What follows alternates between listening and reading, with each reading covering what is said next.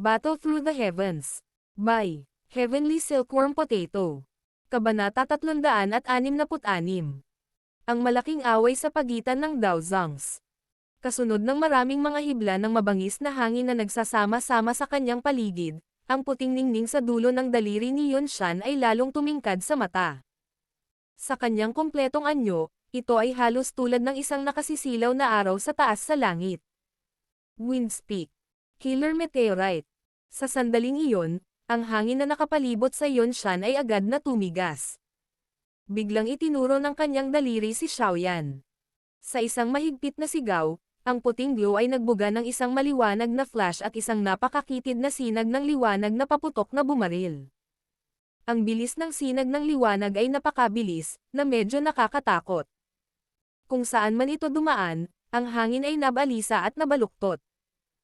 Isang itim na bakas ang nabahiran ng asol na kalangitan, na tila napakatindi ng mata.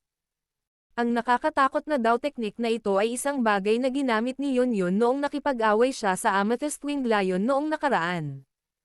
Ang pag-ataking ito ay direktang naputol ang sungay ng Amethyst Winged Lion, na siyang pinakamahirap na bahagi ng katawan nito, na nagtataglay din ng lakas ng isang dawhang. Mula dito, makikita kung gaano kakilakilabot ang piercing strength nitong misteryosong Dao Technique. Bukod dito, ang Dao Technique ay kasalukuyang ipinapakita ni Yunshan. Hindi alintana kung ito ay momentum o ang lawak ng lakas ng puwersa, ang Dao Technique sa pagkakataong ito ay higit na nalampasan ang kapangyarihan na ipinakita ni Yunyun noon. Sa sandaling lumitaw ang Windspeak, ang mga ekspresyon ni Jie Xingtian at ng iba pang malayo sa larangan ng digmaan ay halos sabay na nagbago. Kaagad, nagmamadali silang umatras ng napakalayong distansya na tila sila ay tumatakas. Sa hitsura nito, alam na nila kung gaano nakakatakot ang Dao Technique na ito. Baka personal na nilang natikman ito dati. Tanging sina Xiaoyan at Reyna Medusa sa langit ang maaaring manatiling tahimik na may mga ekspresyong hindi nagbabago. Walang pakialam na pinagmamasdan ni Xiaoyan ang puting kulay na sinag ng liwanag na agad na bumagsak sa hangin at bumaril patungo sa kanya. Marahan niyang itinaas ang kamay. Ang makapal na puting kulay na apoy na bumabalot sa kanyang daliri ay biglang umangat at nagliyab. Sa isang kisap mata, tuluyan na nitong binalot ang katawan niya. Ang kanyang kanang kamay ay nakaunat at ang malaking heavy Zuan ruler ay muling lumitaw sa kanyang palad. Napahawak ito ng biglaan at mahigpit habang ang isang nakakatusok, matinding liwanag ay bumungad mula sa madilim at itim na katawan ng pinuno. Ang tindi ng matingkad na liwanag sa katawan ng pinuno ay lalong tumindi. Sa huli, ito ay halos tulad ng isang maliwanag na araw na naging dahilan upang ang mga tao ay matakot na tumingin dito ng diretsyo. Sa isang seryosong ekspresyon, mahinang sigaw ni Xiaoyan. Ang mabigat na tagapamahala sa kanyang kamay ay biglang tumama ng mabangis pababa patungo kay Yunshan, na nasa di kalayuan. Flame-splitting tsunami. Umalangaw-ngaw ang sigaw sa buong kalangitan. Isang hugis crescent, kulay puti na blade ng enerhiya na may 30 talampakan ang haba na pumutok ng paputok mula sa dulo ng heavy Zuan ruler. Ang malaking, nagninangas na puti, crescent blade energy projectile ay bumaril sa skyline, nawala sa isang iglap. Ang mainit na pakiramdam na iyon na biglang lumitaw ay halos naging dahilan upang ang mga tao sa larangan ng digmaan ay nasa alon ng apoy.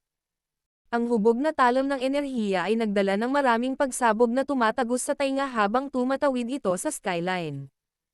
Ang walang humpay na lakas na iyon ay may tendensya pang hatiin ang langit sa kalahati. Ang Dao Technique na ipinakita ay pareho. Ngunit ang flame-splitting tsunami sa pagkakataong ito ay hindi bababa sa 10 beses na mas malakas kaysa sa ipinakita ni Xiaoyan sa Misty Cloud Sect noon. Ito ang puwang na nilikha ng pagkakaiba sa lakas ng isang tao. Ang talam na hugis crescent na hugis buwan ay tumawid sa malayong hangin.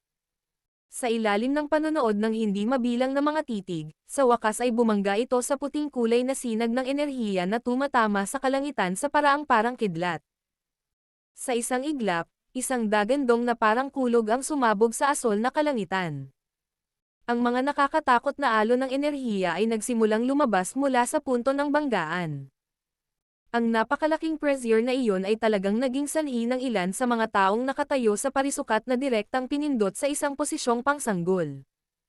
Ito ba ang lakas ng isang Daozang? Ito ay talagang lubhang pambihira.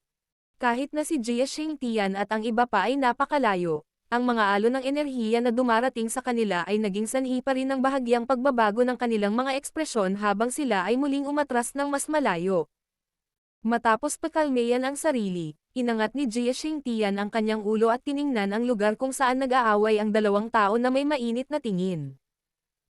Kahit anong sabihin ng isa, siya ay isang napakalakas na tao na nakagawa na ng kalahating hakbang sa klase ng Daozang.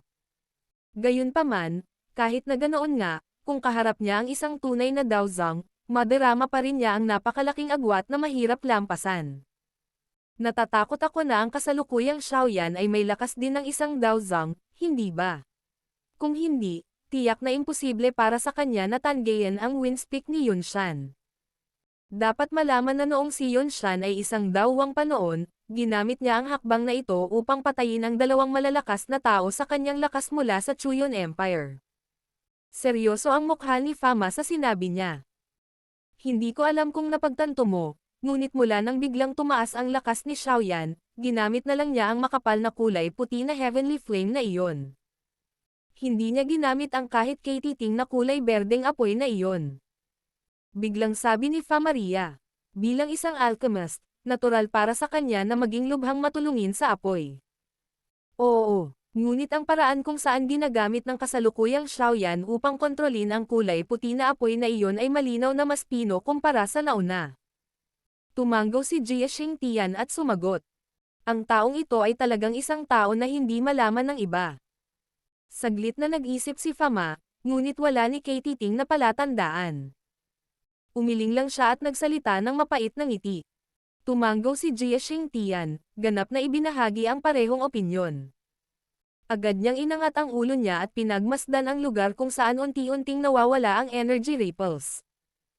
Nang makita niyang si Xiaoyan ay nakatayo pa rin sa himpapawid na hindi nasaktan, sinabi niya. Mukhang mahirap para kay Yunshan na hawakan si Xiaoyan ngayon. At saka, mayroon pa ring Reyna Medusa, na ang lakas ay hindi mas mahina kaysa kay Xiaoyan, na nakatago sa gilid. Kung ang dalawang taong ito ay pagsasama-samahin ang kanilang lakas, kahit si Yunshan ay maaari lamang magtago at magtago. Ang kasalukuyang Yunshan ay nasa matigas din na sitwasyon at walang pagpipilian kundi magpatuloy.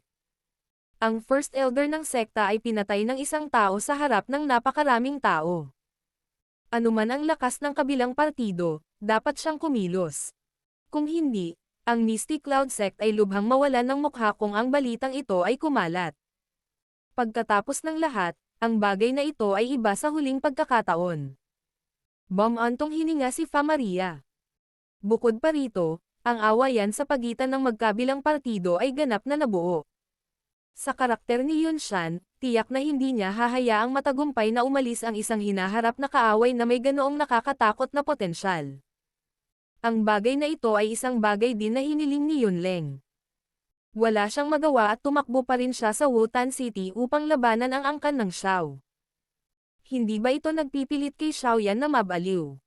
Iniisip niya na magagawa niya ang lahat ng gusto niya sa pamamagitan ng paggamit ng pangalan ng Misty Cloud Sect, ngunit hindi niya inaasahan na makakatagpo siya ng isang malupit na figure sa pagkakataong ito.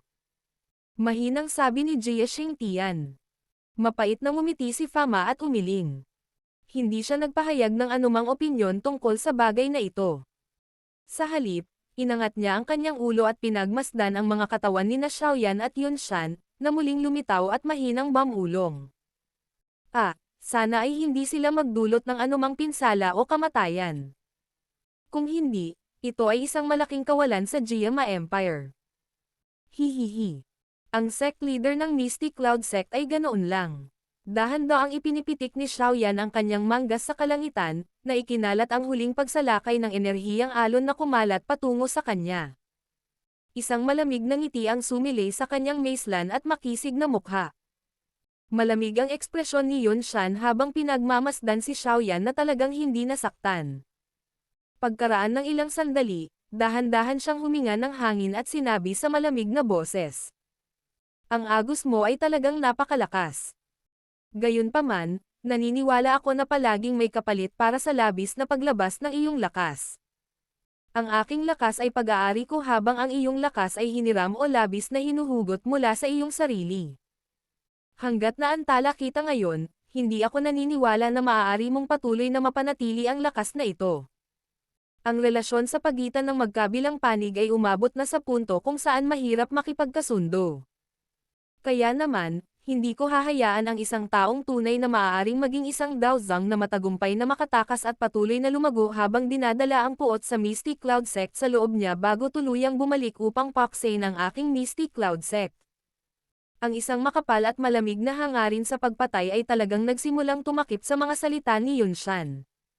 Natahimik ang buong lugar. Ang mga salita ni Yunshan ay walang alinlangan na nagpahayag ng kanyang layunin na patayin si Xiaoyan. Ito ay dahil malinaw na naiintindihan niya na sakaling matagumpay na makatakas si Xiaoyan, tiyak na hahayaan nitong bumalik ang tigre sa mga bundok. Sa hinaharap, ang Misty Cloud Sect ay maaaring magbayad ng napakahusay na halaga para sa pagpapalam sa kanya na makatakas. Bahagyang nagbago ang ekspresyon ng Xiaoyan. Ang mga salitang ito ni Yunshan ay totoo. Bagamat si Xiaoyan ay kasalukuyang kinokontrol ni Yao Lao, hindi talaga makontrol ng huli ang katawan ni Xiaoyan. Dagdag pa rito, ang Angry Buddha Lotus Flame na ginamit ni Xiaoyan kanina ay nakaubos ng maraming espiritual na lakas ni Yao Lao. Kung hindi dahil sa 7 Magical Green Spirit Saliva, malamang na ang Angry Buddha Lotus Flame na ito ay naging dahilan upang muling pumasok si Yao Lao sa isang mahinang estado. Kahit na hindi pumasok si Yao Lao sa isang mahinang estado dahil sa 7 Magical Green Spirit Saliva, ito rin ay tulad ng sinabi ni Yunshan. Hindi niya talaga mahiram ang katawan ni Xiaoyan para makipaglaban kay Yunshan sa mahabang panahon. Kapag natapos na ang limitasyon sa oras, maaari lamang niyang bawiin ang kanyang espiritual na lakas. Kapag dumating ang oras na iyon, si Xiaoyan, na nawalan ng proteksyon, ay tiyak na mahihirapang makatakas sa kamatayan. Guro, umalis muna tayo sa lugar na ito. Napakalakas ni Yunshan. Ang kasalukuyang atin ay hindi direktang umaatake sa kanya. At saka, ang oras na maaari kang lumitaw ay hindi rin masyadong mahaba. Isang mahinang boses ang biglang tumunog sa isipan ni Xiaoyan. Hihihi. Relax. Bagamat ang aking kasalukuyang lakas ay hangina ng husto, ang pagnanais na pigilan ako sa Yunshan lamang ay pagnanasa. Ang matandang pagtawa ay umaliw sa damdamin ni Xiaoyan. Gayunpaman, talagang hindi angkop na makipaglaban sa kanya sa mga sitwasyon ngayon. Ang nagkakaisang pagkakabuo ng Misty Cloud Sect ay medyo kahanga-hanga. Kapag na-activate na ito, magiging mas mahirap na umalis. Bagamat mukhang tinutulungan ka ng Reyna Medusa na iyon, tiyak na ayaw niyang makipagkamay sa iyo para patayin si Yunshan. Walang kabuluhan. Imposible para sa kanya na kumuha ng ganoong kalaking panganib dahil lamang sa iyo. Nag-isip sandali si Yao Lao bago nagsalita ng mahina. Sige, ngayong araw na ito, hindi ako makikisawsaw sa kanya. Umalis muna tayo dito. Babalik tayo dito sa hinaharap, at siguradong tutulungan ka ng iyong guro na humanap ng hustisya. Hihihi. Pagkatapos umalis sa panahong ito, maaaring napakatagal bago ako makabalik sa Jiama Empire. Pagdating ng oras na iyon, hayaan mo akong, ang iyong alagad, ang gawin ito. Sa oras na iyon, ang pagkawala ng aking ama at ang kahihiyan ng angkan na pinilit na lumipat ay ako mismo ang aayusin. Ang mahinang boses ay naglalaman ng mahinang paghihiganti. Ang pagkawala ng kanyang ama ay naging dahilan upang ganap na ilagay ni Xiaoyan ang puot at galit na ito sa Misty Cloud Sect. Kung hindi dahil sa kanila, hindi sana itinaboy si Xiaozan palabas ng Wutan City at natural na hindi biglang mawawala. Higit pa rito, noong pinapatay niya si Yunleng, ang hadlang ng Misty Cloud Sect pati na rin ang layunin ng pagpatay na ipinakita ni Yunshan kanina ay naging dahilan upang lubos na makaramdam si Xiaoyan ng pagkasuklam sa sekta na ito. Hahaha. Natural na magandang magkaroon ng ganitong pagmamataas. Napangiti si Yao Lao, nakaramdam ng kasiyahan. Sabi niya. Dahil ganito, iwan muna natin ang lugar na ito. Hindi ko na mapanatili ang kontrol sa iyong katawan ng mas matagal. Sa kalangitan, dahan-daang itinaas ni Xiaoyan ang kanyang ulo. Ang kanyang tingin ay tumingin sa paligid at tumawa ng malakas kay Yunshan. Sinabi ko na sa iyo kanina na kung gusto kong umalis, walang sino man sa iyong Mystic Cloud Sect na makakapidyo sa akin. Mayabang. Sa tingin mo ba ay umasa ang ating Mystic Cloud Sect sa isang hindi karapat-dapat na reputasyon para tumayo sa Jiama Empire sa loob ng maraming taon? Bahagyang hinailan ni Yunshan ang sulok ng kanyang bibig. Bigla niyang iwinagayway ang kanyang manggas at ilang puting glow ang lumabas mula sa kanyang manggas. Ang mga puting ningning na ito ay nakakalat patungo sa apat na sulok ng kalangitan. Ilang sandali pa, ang liwanag ay sumabog ng maliwanag. Ang hindi mabilang na bilang ng mga puting sinulid ay pinalawak. Sa isang kisap lang ng mata, natakpan ng mga puting sinulid na ito ang buong kalangitan, sa wakas ay bumubuo ng lambat na lumitaw at nawala, na sumasangga sa buong kalangitan. Lahat ng elder ng Mystic Cloud Sect makinig. Bumuo ng covering sun cloud formation. Sa isang mahigpit na sigaw, halos 20 figure ang tumayo at kumislap mula sa plaza. Agad na lumiwanag ng husto ang liwanag. Puting kulay na ambon ang kumalat mula sa katawan ng mga elder ito. Sa wakas, sila ay pinagsama-sama sa isang dagat ng mga ulap sa kalangitan, tulad ng huling pagkakataon. Ang pagkakaiba lang ay si Yunshan ang nasa gitna ng dagat ng mga ulap. Sa huling pagkakataon, si Yunleng, na nasa klase ng Dawang, ay umasa sa covering sun cloud formation upang makipaglaban kay Hai Badong na nasa klase ng Dawang. Ngayon, ang taong kumokontrol sa porma sayon ay pinalitan ni Yunshan, na may lakas ng isang Daozang. Walang alinlangan, ang tinatawag na covering sun cloud formation sa pagkakataong ito ay magiging mas nakakatakot. Withdraw. Bago nabuo ang covering sun cloud formation, kinokontrol ni Yao Lao ang katawan ni Xiaoyan at lumitaw kung saan ang puting kulay na enerhiya ay parang kidlat. Ang makapal na puting apoy ay lumabas mula sa kanyang palad at mabangis na dumurog sa puting ulap. Bang! Ang makapal na puting apoy ay bumagsak sa puting kulay na enerhiya, ngunit ito ay talagang nabigo na masira ito sa isang suntok. Sa halip, naaninag ito ng malambot na pakiramdam dito. Ito ay talagang medyo kakaiba. Nagpakawala si Yao Lao ng ungol habang winawagayway niya ang kanyang kamay at muling nagpatawag ng kumpol ng makapal na puting apoy. Pagkatapos nito, mahigpit niya itong idinikit sa white-colored energy barrier. Sa pagkakataong ito, hindi na bumalik ang apoy. Ang mainit na temperatura ay naging sanhi ng puting enerhiya upang maging isang maliit na ilusyon. Gusto mong umalis. Hindi ito magiging madali. Nang malapit nang masunog ang isang butas mula sa puting harang, isang malamig na sigaw ni Yunshan ang tumunog mula sa likod ni Xiaoyan. Habang ipinapadala ang malamig na sigaw na ito, nagkaroon ng mar-angle na puwersa na may halong sonic boom. Agad na tumalikod si Yao Lao. Pinagmasdan niya ang kulay puti na puwersa ng enerhiya na mabilis na bumaril patungo sa kanya. Ikinumpas niya ang kanyang manggas at isang malaking kumpol ng makapal na puting apoy ang lumabas mula sa kanyang manggas. Kaagad, ito ay mabilis na nagsimulang magsama-sama sa isang salamin ng yelo na tila na buo mula sa puting apoy. Bilang karagdagan, mayroong isang puting apoy na kumukulot paitaas na nakadikit sa ibabaw ng salamin ng yelo. Ang yelo at apoy ay nagsanib, kapwa, nabubuhay sa isang katawan, na nagbigay dito ng kakaibang anyo. Bang! Ang energy pillar na iyon ay nabasag ng husto sa salamin ng yelo. Nang magkadikit ang dalawa, ang puting kulay na apoy ay bumubulusok ng pasulong. Anumang enerhiya na nahawahan ng apoy ay agad na nagyelo sa solidong piraso ng yelo. Bagamat ang puting kulay na apoy ay lubhang kakaiba, ang puwersa na nakapaloob sa loob ng haligi ng enerhiya ay talagang napakalaki. Sa makatuwid, nang ang puting kulay na apoy ay umakyat sa halos kalahati ng haligi ng enerhiya, ang enerhiya nito ay naubos. Kaagad, ito ay nabasag sa kawalan ng lakas na umaagos mula sa likuran. Nabasag ng energy pillar ang puting kulay na apoy at marahas na nabasag sa salamin ng yelo. Kaagad, nagsimulang gumuho ang huli.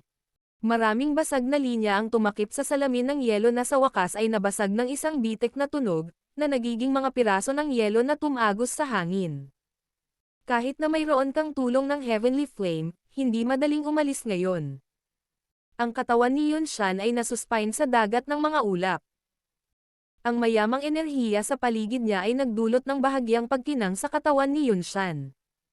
Malamig niyang pinagmamasdan si Xiaoyan at ang kanyang mga kamay ay mabilis na umikot. Nanginginig ang ulap sa harapan niya. Pagkaraan ng ilang sandali, muling lumitaw ang isang napakalaking cloud bow, na minsang tinawag ni Yunleng. Sa pagkakataong ito, ang laki ng cloud bow ay halos ilang beses na mas malaki kaysa noong nakaraang panahon. Sa isang sulyap ay lumilitaw na ang malaking busog ay isa na maaaring gamitin sa pagbaril ng araw. Ang covering sun cloud formation na ito ay talagang medyo mahirap. Bahagyang nakasimangot si Yao Lao habang pinagmamasdan niya ang malaking ulap na iyon. Lumipat ang kanyang tingin sa lahat ng direksyon. Bigla siyang may sinabi ng mahina kay Xiaoyan sa kanyang puso. Makalipas ang ilang sandali, pagkatapos magturo ng ilang bagay si Yao Lao, biglang nanginginig ang kanyang katawan at agad na nawala sa himpapawid. Ang pagkawala ni Yao Lao ay hindi naging sanhi ng pagbabago ng ekspresyon ni Yunshan. Dahan-dahan niyang ipinikit ang kanyang mga mata at ang kanyang mga kamay ay nabuo ang hugis ng pagguhit ng pana. Pagkatapos nito, dahan-dahan umindayog ang kanyang katawan, na para bang umaasa si Yunshan sa kanyang sentido upang hanapin ang target na aatakehin. Biglang bumagsak ang langit sa katahimikan. Gayunpaman, hindi nagtagal ang katahimikan bago ito biglang nabasag. Si Yunshan, na nakapikit ay biglang nagmulat. Hindi na nagdalawang isip ang kamay na ginamit niya sa paghila ng busog. Nirelax niya ang kanyang daliri at kasunod ng paglabas nito, ang malaking cloud arrow sa malaking cloud bow sa kanyang harapan ay pumutol sa cloud layer na may tunog na chi. Marahas itong bumaril patungo sa isang bakanteng espasyo. Ang cloud arrow ay nag-transform sa isang puting kulay na dumadaloy na sinag ng liwanag na agad na tumagos sa skyline. Nang malapit na itong tumama sa walang laman na espasyong iyon, isang magulong makapal na puting apoy ang biglang tumangay, katulad ng apoy ng langit na bumababa at naging isang hugis ripple na kumalat sa lahat ng direksyon. Bang! Nang magkadikit ang dalawa, isa pang malakas na tunog ang lumitaw. Gayunpaman, ang makapal na puting apoy ay tila walang epekto sa pagkakataong ito. Hinarang lang nito ang arrow sa isang iglap bago ang nakakatakot na cloud arrow ay bumagsak sa apoy. Gamit ang tunog na shoo, dumaan ito sa isang tiyak na bakanteng espasyo. Sa kasamaang palad, wala kahit isang bahagi ng figure ng tao ang lumitaw. Katulad nito, wala ni Katie Ting na sariwang dugo na lumabas. Matiim na tumitig ang tingin ni Yunshan sa lugar kung saan dumaan ang cloud arrow. Nang makita niyang ang ulap na palaso ay tumama sa walang laman, siya ay nagulat. Agad at biglang nagbago ang ekspresyon niya. Bigla siyang tumalikod at ginalaw ang mga kamay. Ang nakapaligid na fog ay mabilis na naipon. Ilang sandali pa, nabuo ang isang malaking kalasag na kulay ulap sa harapan niya. Sa sandaling nabuo ang puting kulay na kalasag ng ulap, isang itim na figure ang biglang kumislap, at lumitaw mula sa loob ng dagat ng mga ulap. Malamig na pinagmamasdan ng figure si Yunshan na nasa likod ng transparent na kalasag ng ulap. Habang gumagalaw ang magkabilang kamay niya, may lumabas na berde at kulay puti na apoy sa palad niya ng sabay. Nanginginig ang katawan ni Yunshan habang nakatingin sa dalawang apoy. Diretso ang tingin niya sa pares ng mata ng binata. Napansin niya kaagad na ang berde at puti na kulay sa kanyang mga mata ay talagang bumalik sa pagiging madilim at itim na kulay. Habang pinagmamasdan niya ang maitim na mga mag-aaral, si Yunshan, sa ilang kadahilanan, ay biglang naisip na ang kasalukuyang Xiaoyan ay marahil ay bumalik sa kanyang tunay na pagkatao. Dahil gusto mo akong manatili, pagkatapos ay subukan ang lasa ng apoy na lotus na ito. Bahagyang umangat ang sulok ng bibig ni Xiaoyan habang nagsasalita siya ng may madilim at malamig na ngiti.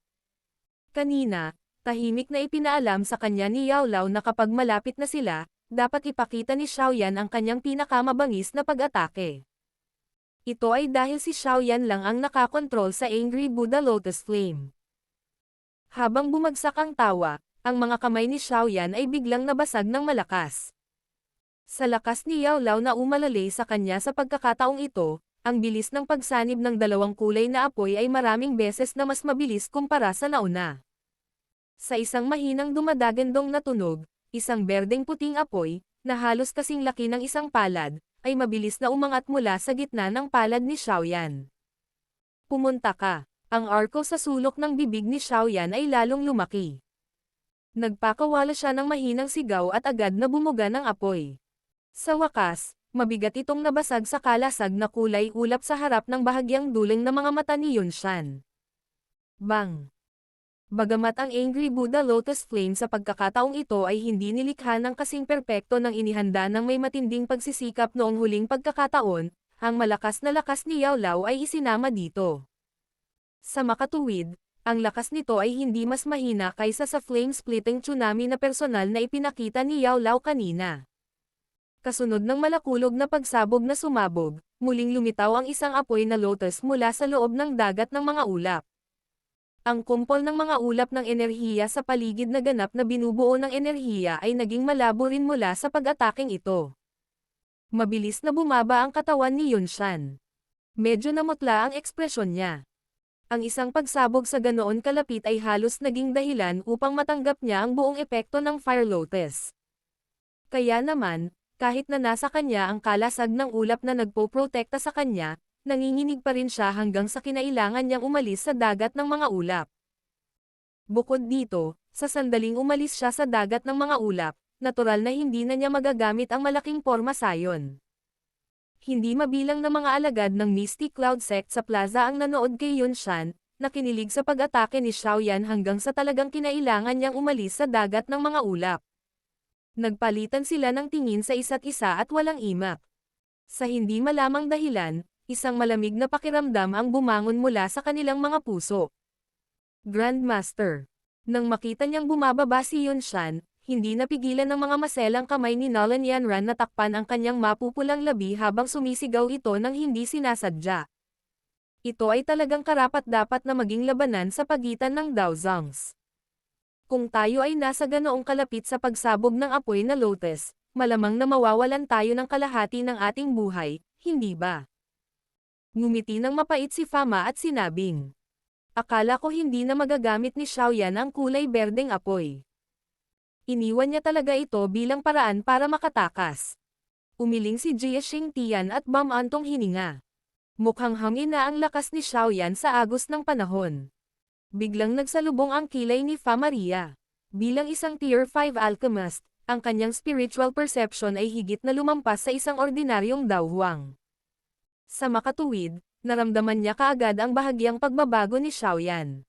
Saglit na nag-alinlangan si Xiaoyan sa kalangitan pagkatapos niyang hampasin si Yunshan pababa mula sa dagat ng mga ulap. Napatikip siya bigla ng ngipin at marahang humakbang ang mga paa sa bakanteng hangin. Ang kanyang katawan ay biglang bumagsak at agad na pumutok ng paputok patungo kay Yunshan. Ngayon, mangungulekta ako ng interes. Mabilis na tinakpan ng dalawang kulay na apoy ang magkabilang kamay niya. Mabilis na nilapitan ni Xiaoyan si Yunshan na nahuhulog. Sa sandaling ito, ang huli ay nayanig sa nakakatakot na pagsabog kanina hanggang sa hindi may ugnay ang Daoqi sa kanyang katawan. Kaya naman, nakatingin lang siya habang papalapit si Xiaoyan. Matandang kapwa, dahil nagutos ka na nahabulin at patayin ako, papatayin muna kita. Isang malamig na halakhak ang tumunog habang ang mga kamay ni Xiaoyan ay malakas na dumudugo sa dibdib ni Yunshan. Nang malapit na siyang magtagumpay, biglang tumunog ang isang nakakatakot na boses. Xiaoyan, hindi. Nang tumunog ang boses, isang puwersa din ang mabilis na umatake sa likod ni Xiaoyan. Bahagya siyang kumunat ang noo, ibinaling ang katawan at marahang iwinagayway ang kamay. Isang puting kulay na apoy ang bumaril at sinunog ang matalim na aura ng espada hanggang sa wala nang natira. Ang kanyang mga mata ay malamig habang pinagmamasdan si Yunyun na may hawak na longsword sa kanyang kamay habang siya ay nakabitin sa walang laman na espasyo. Sabi niya na may malamig na ngiti. Gusto mo rin akong salakayin. Ako ang sect leader ng Misty Cloud Sect. Dapat kong protektahan ang reputasyon ng Misty Cloud Sect. At saka, si Yunshan ang guro ko. Hindi ko kayang panoorin na saktan mo siya. Sabi ni Yunyun na may mapait na ngiti. Sa tingin mo ba may pagkakataon akong mabuhay kung ako ay mahulog sa kanyang mga kamay ngayon? Ngumisi si Xiaoyan. Natahimik si Yun. May pagpupumigla sa kanyang magandang mukha. Bahagyang nanginginig ang mga kamay ni Xiaoyan. Nakahinga siya ng malalim, tumalikod bigla at iwinagayway ang kanyang kamay, gustong maghagis ng apoy kay Yunshan na nahuhulog. Nang makita ang aksyon ni Xiaoyan, tinikom ni Yun ang kanyang mapuputing ngipin. Ikinumpas niya ang mga pakpak ng hangin sa kanyang likod at sinaksak ang mahabang espada sa kanyang kamay patungo sa likod ni Xiaoyan. Ano man ang mangyari, ang kanyang posisyon bilang leader ng sekta ay naging dahilan upang laging alalahanin niya ang reputasyon ng sekta. Imposible para sa kanya na panoorin lamang ang reputasyon ng Mystic Cloud Sect na binuo sa loob ng ilang henerasyon na winakasan ni Xiaoyan. Ang malamig na hangin na ipinadala mula sa kanyang likuran ay naging sanhi ng tahimik na paglamig ng puso ni Xiaoyan. Marahil siya ay medyo hindi gaanong mahalaga sa kanyang puso kung ihahambing sa Mystic Cloud Sect. Marahan na bamantong hininga si Xiaoyan sa kanyang puso. Dahan-dahan siyang umiling at sumuko sa paghabol at pagpatay kay Yunshan. Lumingon siya at pinanood ang umaatake na si Yun na walang pakialam. Mag-ingat ka. Sa sandaling lumingon si Xiaoyan, dalawang nagmamadaling iyak ang biglang tumunog. Ang isa ay nagmula sa bibig ni Yun habang ang isa ay babala mula kay Yao Lao sa kanyang katawan. Katatapos lang ng sigaw nang may naramdaman din si Xiaoyan. Nagmamadali siyang ibinaling ang kanyang ulo at isang puting figure ang bumungad sa kanyang mga pupil. Agad na lumitaw ang isang siksik at makapal na mukha. Nakakagulat na si Yunshan ang nahulog. Tapos na, Xiaoyan. Ang isang kamao na may dalang sonic boom at isang napakalaking puwersa ng presyon ay nagdulot ng mga ripples na lumitaw sa espasyo na nakapalibot sa kamao. Ang kamao na nababalot ng hamog ay marahas na hamampes sa likod ng hindi nakahanda na si Xiaoyan na parang bagyo sa harap ng mahigpit na makitid na mga mag-aaral ni Xiaoyan. Glug. Ang napakalaking puwersa na ipinadala mula sa kanyang likod ay naging sanhi ng pamumutla ng ekspresyon ni Xiaoyan. Isang subo ng sariwang dugo ang sa wakas ay iniluwa. Nang hihiram ng puwersang pangtulak mula sa napakalakas na lakas na ito, ang katawan ni Xiaoyan ay pumutok ng paputok pabalik. Ha! Ang sitwasyon sa langit ay talagang biglang nagbago sa isang segundo. Dahil sa pagbabagong ito, natulala ang mga mukha ng lahat sa ibaba. Yunshan, sa posisyon mo, naglunsad ka talaga ng palihim na pag-atake. May mukha ka talagang gawin. Hindi napigilan ni Haibadong na sumigaw ng galit habang nagbago ang mukha niya habang nakatingin kay Xiaoyan na samukan ng dugo at umatras. Sa gilid, bahagyang nakasimangot si Jie Shengtian at ang iba pa. Maliwanag, hindi nila sinang-ayunan ang aksyon ni Yunshan, ngunit hindi nila ibinuka ang kanilang mga bibig para magsabi ng anuman. Malamig ang mukha ni Yunshan habang hindi niya pinapansin si Haibadong. Malinaw na alam niya kung anong uri ng nakakatakot na potensyal ang taglay ni Xiaoyan. Kung siya ay pinayagang umalis, ang Mystic Cloud Sect ay maaaring talagang masira sa kanyang mga kamay sa hinaharap. Kaya naman, kahit na kailangan niyang magpakita ng kakilala, kailangan niyang patayin si Xiaoyan ngayon. Habang dumaan ang hangin sa kanyang tainga, pinunasan ni Xiaoyan ang mantsa ng dugo sa gilid ng kanyang bibig. Ang kanyang mga mata ay malamig na nakatingin sa maputlang mukha ni Yun. Binaliktad niya ang kanyang kamay at isang maputlang kulay asol na inner vest ang lumitaw sa kanyang kamay. Hinawakan niya ang inner vest at ipinilig ang ulo sa panlilibak sa sarili. Pagkatapos nito, marahas niyang itinapon ito kay Yun. Hindi alintana kung ikaw ay Yunji o Yun, wala na tayong anumang relasyon sa hinaharap. Ibabalik ko ang bagay na ito sa iyo. Ang mga mapagpasyang salita ay binalot ni Daochi at malamig na ipinadala sa mga tainga ni Yun. Kaagad na lalong namutla ang namumutlang mukha ng huli. Bilang isang reflexive na kondisyon, iniabot niya ang kanyang kamay upang tanggapin ang maputlang asol na panloob na vest na binaril. Kinagat ng likod ng kanyang mga ngipin ang kanyang ibabang pulang labi. Ibinaba niya ang kanyang ulo at pinagmasdan ang inner vest na pinunasan kahit na may mga basag na linya. Para sa isang sandali, siya ay ganap na mapurol. Malakas na bumangga ang katawan ni Xiaoyan sa white-colored energy barrier. Dalawang kulay na apoy ang biglang lumabas sa kanyang likuran. Ang dalawang apoy ay nag-intertwine sa isa't isa at ang puting kulay na enerhiya ay mabilis na natunaw. Kaagad, si Xiaoyan ay parang dalawang kulay na falling star habang siya ay bumagsak sa masukal na kagubatan ng bundok kung saan hindi nakikita ng isa ang gilid. Hahaha. Yun Shan, ako, si Xiaoyan, ay itatak ang palad ngayon sa aking puso. Sa hinaharap, babayaran kita ng 10 beses para dito. Ang katawan ay mabilis na nahulog sa malalim na bundok habang ang makapal na tawa ni Xiaoyan ay umalangaw-ngaw pa rin sa kalangitan sa itaas ng plaza. Ang layunin ng pagpatay na nilalaman sa pagtawa ay nagdulot ng panginginig sa ilan sa mga alagad ng Mystic Cloud Sect. Berde ang mukha ni Yun Shan habang pinagmamasdan ang lugar kung saan nawala si Xiaoyan. Ikinumpas niya ang kanyang kamay. Umalangaw-ngaw sa buong sekta ang malamig niyang sigaw. Lahat ng deacons and elders sa Mystic Cloud Sect ay makinig. Pangunahan ang inyong mga grupo at agad na pumasok sa malalalim na rehiyon ng bundok. Hanapin si Xiaoyan. May isang espesyal na marka na naiwan ko sa kanyang katawan. Siguradong hindi na siya makakatakas. Hulihin siya, patay o buhay. Battle Through the Heavens. Kabanata 367. Ang simula ng dakilang pagtakas. Sa pagtingin sa loob ng malawak at masukal na gubat, ang isang walang katapusang lunti ang berdeng kulay ang makikita. Paminsan-minsan ay umiihip ang banayad na simoy ng hangin. Kaagad pagkatapos, maraming malalaking berdeng alon ang magsisimulang kumalat sa lunti ang dagat ng mga puno mula sa malapit at malayo, sa wakas ay mawawala sa gilid ng paningin ng isang tao. Nagbigay ito ng napakagandang hitsura. Sa ibabaw ng dagat ng mga puno ay ang bughaw na kalangitan. Ang ilang mga figure ng tao paminsan-minsan ay lumilipad sa kalangitan sa itaas. Ang kanilang matalas na malaagilan na mga titig ay makikita ng detalyado ang kagubatan sa ibaba.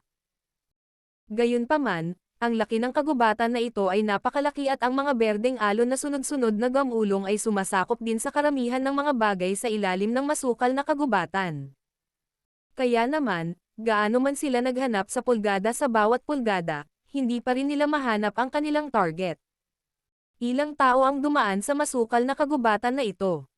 Matapos mapagtanto na ito ay walang saysay, ang kanilang walang magawa na mga tingin ay nakipag-ugnayan sa isa't isa sa gitna ng hangin bago sila umiling. Pagkatapos ay nagpakita sila ng senadoryas ng kamay sa isa't isa at naghiwalay, patungo sa iba't ibang direksyon. Sa ilalim ng siksik at lunti ang kakahuyan, isang matayog na puno ang tumagos sa kalangitan. Sa paligid nito, gayunpaman, mayroong isang hindi kilalang bilang ng mga puno na mas malaki at mas mataas. Sa makatuwid, hindi ito lumilitaw na kapansin-pansin. Sa tuktok ng punong ito, may isang sanga na lumawak. Ang sanga ay napapaligiran ng mayayabong at berdeng mga dahon. Kaya naman, kung ang isa ay mabilis na sumulyap dito, ang isa ay talagang mahihirapang matuklasan ang mga bagay na nakatago sa loob nito. Ho! Ang mga tunog ng paghinga ng isang tao habang pinipigilan ang sakit ay maririnig mula sa ilalim ng makapal na mga dahon. Kaagad, lumitaw ang banayad na tunog ng nagngangalit na mga ngipin. Ilang sandali pa ay bahagyang nanginig ang mga dahon ng mga puno at tumambad ang mukha na may masikip na Simon Gott. Maingat na lumingon ang ulo habang pinagmamasdan ang walang laman na kalangitan. Ang kanyang tingin ay dumaan sa direksyon kung saan nagkalat ang ilang mga figure ng tao bago huminga ng mahina at umupo sa isang makapal at magaspang na sanga. Nakasandal ang likod niya sa puno ng kahoy at paulit-ulit na tumutulo ang malamig na pawis mula sa kanyang noo. Guro, nandito ka pa ba? Nagpakawala si Xiaoyan ng ilang mahabang paghinga bago nagmamadaling umiyak ng mahina sa loob ng kanyang puso. Pagkaraan ng ilang sandali, isang medyo pagod na matandang boses ang sumagot mula sa puso ni Xiaoyan. Munting kapwa. Sa pagkakataong ito, ang mga bagay ay mukhang hindi masyadong maganda. Ito ay isang napakalaking pasanin at nagdulot ng matinding pagkahapo kapag ginamit ang Angry Buddha Lotus Flame ng 2 beses na sunod-sunod. Kung hindi mo pinahintulutan akong ubusin ang 7 Magical Green Spirit Saliva, baka nakatulog na naman ako. Mapait na tumawa si Xiaoyan at sinabing, masyado akong pabigla-bigla sa pagkakataong ito. Gayunpaman, nawawala ang aking ama. Alam ko. Ikaw, anak, labis kang nagmamalasakit sa relasyon ng iyong ama at anak. Kung hindi, dahil sa iyong pagkatao, hindi malamang na ikaw ay magiging walang ingat para maningil sa Mystic Cloud Sect at mapatay pa si Yonleng sa publiko. Ngumiti si Yao Lao bago nagpatuloy. Gayunpaman, hindi mo rin kailangang sisihin ang iyong sarili. Palaging may isang bagay na dapat protektahan ng isang tao sa kanilang buhay. Kung hindi, maituturing bang tao ang isang tao kung wala siyang pagnanais? Kahit na maging malakas kang tao, ang ganoong uri ng kalungkutan at pag-iisa ay magiging sanhi ng pagkabaliw ng isang tao. Salamat guro. Nakahinga ng maluwag si Xiaoyan at sinabi sa isang malambot at nagpapasalamat na boses. Hihihi. Ano ang dapat ipagpasalamat sa ating dalawa? Natawa si Yao Lao. Kaagad, medyo naging seryoso ang boses niya. Munting kapwa, nasa loob pa rin tayo ng impluwensya ng Mystic Cloud Sect. Sa makatuwid, kailangan na nating umalis dito sa lalong madaling panahon. Kahit na si Yunshan ay maaaring malubhang nasugatan pagkatapos kumain ng 2 tuloy-tuloy na Angry Buddha Lotus Flame, ang mga elder at deacon ng Mystic Cloud Sect ay hindi mga inutil na tao. Bukod dito, may isa pang dawwang, si Yunyun. Ang kasalukuyang ako ay naubos ng labis na espiritual na lakas dahil sa 2 Angry Buddha Lotus Flames. Kahit papaano, hindi kita maibibigay sa iyo ng enerhiya na maaari mong basta-basta maubos tulad ng dati. Bukod pa rito, ang suntok na iyon ni Yunshan kanina ay nag-iwan ng bakas ng enerhiya sa iyong katawan. Ang kasalukuyang ako ay maaari lamang subukan ang aking makakaya upang sugpuin ang oscillation na ang magbigay ng bakas ng enerhiya. Kung pilit kong sisirain ito, mararamdaman agad ito ni Yunshan. Tahimik na tumango si Xiaoyan. Unti-unting humigpit ang kamao niya habang nakataas ang ulo. Dumaan ang kanyang tingin sa maliliit na puwang sa pagitan ng mga dahon at tumitig sa asol na kalangitan. Malinaw na alam ng kanyang puso ang layunin ng pagpatay ni Yunshan sa kanya. Sa sandaling ito, ang Mystic Cloud Sect ay maaaring ibuhos na ang lakas ng buong sekta para mahuli siya. Sa kanyang kasalukuyang kalagayan, makakayanan niya ang ilang mga disipulo ng Mystic Cloud Sect sa pinakadulo. Kung hahanapin siya ng mga diakono o maging ng mga elder, hindi magiging mahirap para sa kabilang partido na ipagpaliban siya, kung kaya niyang labanan sila. Kapag dumating ang oras na iyon, sakaling marinig ng tropa ng Mystic Cloud Sect ang ingay at dumating, maaaring mamatay si Xiaoyan sa walang katapusang kagubatan na ito. Una, dumiretso muna tayo sa kabundukan para maiwasan ang mga search party mula sa Mystic Cloud Sect. Kasalukuyan akong nasa isang hindi magandang tingnan na kondisyon. Kung hindi ko hahayaang maghilom ng maayos ang mga pinsalang ito, malamang na maging problema din ang pagtakas. Pinunasan ni Xiaoyan ang natitirang mantsa ng dugo sa gilid ng kanyang bibig at mahinang sinabi. Mabuti iyon. Ang isang alchemist ay hindi kailangang mag-alala tungkol sa mga pinsala. Bagamat ang iyong mga pinsala sa oras na ito ay medyo malala, hihihi. Sa guro na kasalukuyang gising, natural na hahayaan kitang makabawi sa pinakamabilis na posibleng bilis. Nakangiting sabi ni Yao Lao. Tumango si Xiaoyan. Siya ay may lubos na tiwala sa kakayahan ni Yao Lao sa pagpino. Hinawakan niya ng kamay ang puno ng kahoy at dahan-dahang bumangon. Sa sandaling ito, may mga search party na binubuo ng mga disipulo ng Mystic Cloud Sect sa silangan, timog, at hilaga ng ating kasalukuyang posisyon. Sa makatuwid, maaari lamang tayong tumakas patungo sa kanlurang bahagi ng kagubatan. Nanatili si Yao Lao. Bukod dito, bigyang pansin ang mga figures sa kalangitan. Karamihan sa mga taong iyon ay ang mga elder ng Mystic Cloud Sect at ang kanilang lakas ay hindi bababa sa klase ng dawang. Alam ko, sagot ni Xiaoyan. Maingat niyang pinaghiwalay ang mga dahon at maingat na iniwas ang tingin sa ibaba. Nang wala siyang matuklasan na bakas ng panganib ay ginamit niya ang kanyang mga kamay upang yakapin ang puno ng kahoy at mabilis na dumausdes pababa na parang isang maliksi na unggoy. Nang ilang metro na siya sa lupa, kumalas si Xiaoyan sa pagkakahawak niya. Dahan-daang sinipa ng kanyang mga paa ang puno ng kahoy at pumulupot ang kanyang katawan sa himpapawid bago umikot at hinayaan siyang mapunta sa isang tuhod habang ang kanyang mga kamay ay nasa lupa, ay nalalayan ang sarili. Halos hindi marinig ang tunog na ibinuga nang siya ay lumapag. Mabilis na sinuri ng matalim na tingin ni Xiaoyan ang kanyang paligid. Pagkatapos ay tumayo siya at pumasok sa isang kumpol ng masukal na gubat. Sa mismong pagpasok niya sa makapal na dagat ng mga halaman, isang pitong kulay na glow ang agad na kumislap. Kaagad, itinigil ni Xiaoyan ang kanyang mga yapak habang ang kanyang buong katawan ay nagbuga ng malamig na pawis. Nagmamadaling damilat ang kanyang tingin sa kanyang harapan.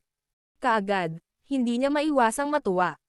Ang pitong kulay na glow ay mula sa Heaven Swallowing Python na naging anyo ng ahas. Para sa iba, napakahirap na hanapin si Xiaoyan ngunit para sa Heaven Swallowing Python na naninirahan kasama ni Xiaoyan mula nang ito ay isilang, kahit na ang pinakamaliit na amoy sa hangin ay parang isang malaking roadmap. Hoy, munting kapwa, oras mo na ba ngayon na kontrolin ang katawan? Iniabot ni Xiaoyan ang kanyang kamay.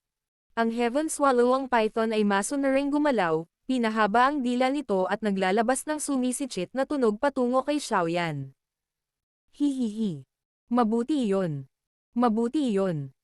Napaawang ang sulok ng bibig ni Xiaoyan nang makita ang kilos ng Heaven Swallowing Python. Mahirap itago ang saya sa mukha niya. Bagamat ang lakas ng Heaven Swallowing Python ay hindi kasing galing ni Reyna Medusa, ang maliit na batang ito ay hindi katulad ng kanyang kamahalan na talagang lalabas ito sa utos ni Xiaoyan hanggat binibigyan niya ito ng sapat na pagkain para makakain. Sa kabilang banda, galit na galit si Xiaoyan na nangangati ang kanyang mga ngipin nang maalala kung paanong si Reyna Medusa, ang bastos na babaeng iyon, ay talagang nakatayo sa tabi sa kanyang malaking away ni Yunshan kanina. Mabilis na inilabas ni Xiaoyan ang isang bote ng Amethyst Lion Birth Essence mula sa kanyang storage ring at gumamit ng maliit na jade rod upang isawsaw ang ilang patak nito at itinapon ito sa bibig ng Heaven Swallowing Python. Kaagad, tumalon ang munting lalaki, napakasigla. Umikot ito sa katawan ni Xiaoyan ng ilang beses bago naglabas ng soo na tunog at pumasok sa manggas ni Xiaoyan. Ho, swerte. Kahit papaano may anteng-anteng na makakapagtanggol sa akin. Marahang tinapik ni Xiaoyan ang kanyang manggas at nagpakawala ng mahabang buntong hininga. Sa paligid ng Heaven Swallowing Python, hindi man lang siya matatakot na pigilan sakaling matuklasan siya ng isa sa mga elder ng Misty Cloud Sect. Tara na, mukhang may mga tao na papunta dito. Hindi marapat na makipag-away ka sa ibang tao ngayon. Nakikita ko na ang iyong chi ay kasalukuyang hindi pantay, umaaligid pataas at pababa. Parang isang estado kung saan malapit nang tumaas ang iyong lakas. Mukhang malaking pakinabang sa iyo ang malalaking laban na ito na iyong pinagdaanan. Mabilis na humanap ng isang tahimik na lugar para makapagpahinga. Kung hindi man ay makakahanap ka ng isang tahimik na lugar para makapagpahinga. Ang malalim na boses ni Yao Lao ay biglang tumunog mula sa puso ni Xiaoyan. Nagulat si Xiaoyan nang marinig ito. Agad naman siyang tumango dahil sa pagtataka. Ito ay malamang na isa sa ilang piraso ng mabuting balita sa isang masamang sitwasyon tulad nito. Sa ganitong uri ng sitwasyon kung saan nahaharap siya sa paglipol sa lahat ng panig, ang pagtaas ng kanyang lakas ng kaunti ay natural na nangangahulugan na ang kanyang sariling mga pagkakataon na mabuhay ay tataas ng kaunti.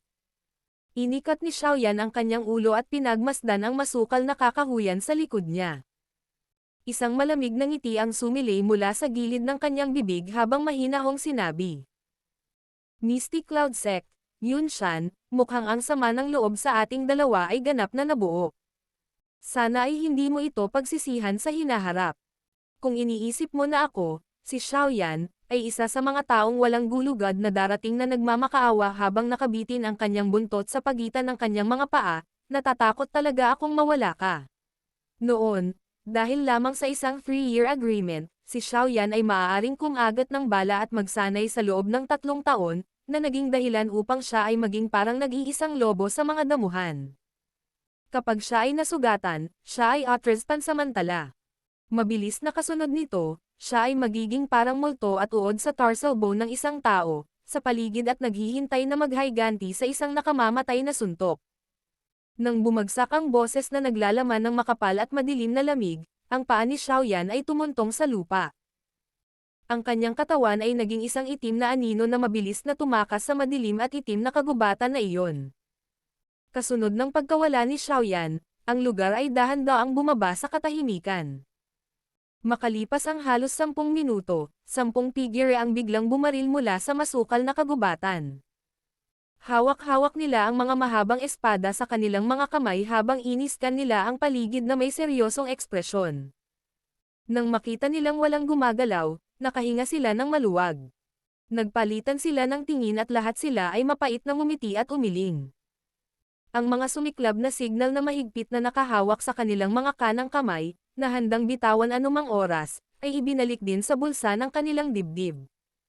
Kapag nahaharap sa isang nakakatakot na figure na maaari pang pilitin ang kanilang dating sect leader pabalik, natural lang na ang mga taong ito ay nagbigay ng kanilang buong atensyon.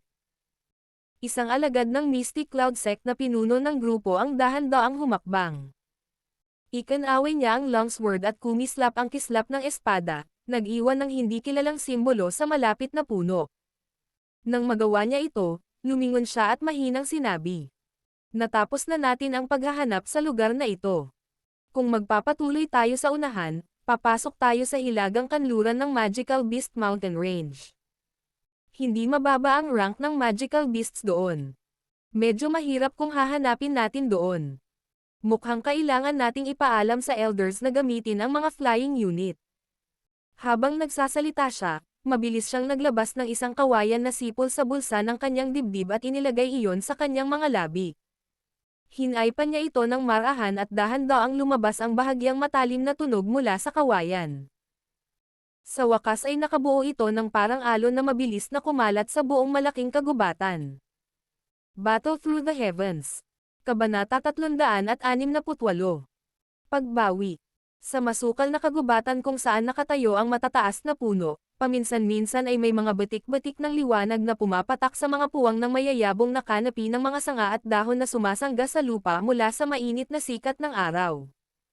Ang liwanag ay kumikinang sa mga piraso at piraso sa lupa, na bumubuo ng isang ganap na natural na larawan na gawa sa mga batik ng liwanag, na lumilitaw na maganda. Ito ay ganap na tahimik sa loob ng kagubatan. Paminsan-minsan, magkakaroon ng mahinang dagandong na ilalabas ng hindi kilalang magical beast sa di kalayuan. Ito ay dadaan sa mga hadlang ng masukal na kagubatan, at walang tigil na umaalingaw-ngaw sa buong kagubatan. So, biglang gumalaw ang puno ng tahimik na kagubatan. Kaagad, isang itim na figure ang bumaril. Dahan-dahang idiniin ng kanyang mga paa ang isang sanga ng puno na paalang na umaabot mula sa puno. Pagkatapos nito, itinulak niya ang kanyang katawan sa sanga at dumapo sa isa pang sanga ng puno ilang metro sa ibabaw ng lupa. Ang matalas at malaagilan niyang mga mata ay sinuri ang lahat ng nasa ibaba niya ng detalyado bago siya nakahinga ng maluwag. Medyo nag-aalinlangan din siya habang mahinang bumulong. Ang bulubundukin sa likod ng Misty Cloud Mountain ay direktang konektado sa Magical Beast Mountain Range. Sa lohikal na pagsasalita, ang kasalukuyang ako ay dapat na sumingil sa Magical Beast Mountain Range, tama ba? Pero, bakit hanggang ngayon, wala pa akong nakikilalang magical beasts na nagtatangkang pigilan ako? Iyon ay dahil sa Heaven Swallowing Python sa iyong manggas. Isang matandang halakhak ang umalangaw-ngaw sa puso ni Xiaoyan. Ang Heaven Swallowing Python ay isang sinaunang natatanging hayop. Isang ordinaryong magical beast ang makakaramdam ng takot sa kanilang mga puso kapag naamoy ang pabango nito. Bukod dito, ang Heaven Swallowing Beast ay kasalukuyang nagtataglay ng lakas ng isang klase ng dawang. Sinong ordinaryong magical beast ang maglalakas loob na ipakita ang sarili sa harap nito? Kaya ito ang pagpapala ng munting batang ito. Biglang naintindihan ni Xiaoyan nang marinig ito. Marahan niyang tinapik ang manggas at tumawa ng mahina. Ngunit ang mga grupo ng Mystic Cloud Sect na dumating para hanapin ka ay hindi kasing swerte. Sa masasabi ko, inatake sila ng hindi bababa sa 3 alon ng magical beast sa maikling distansyang ito. Bagamat hindi sila nasaktan, ang bilis ng kanilang paghabol ay nabawasan ng medyo malaking halaga. Ngumiti si Yao Lao at tuwang-tuwa na sinabi. Malamig na tumawa si Xiaoyan. Muling lumipad ang kanyang tingin sa kanyang paligid, ngunit hindi pa niya nahahanap ang pinakamagandang lugar na pagtataguan. Agad niyang pinagdikit ang mga kilay at walang magawang umiling. Habang dahan-daang idiniin ang kanyang mga paa sa puno ng kahoy, ang kanyang katawan ay naging parang isang malaking paniki na ibinuka ang mga pakpak habang ito ay dumaan sa masukal na kagubatan, na dumadaan sa mga sanga ng mga punong nasa daanan nito.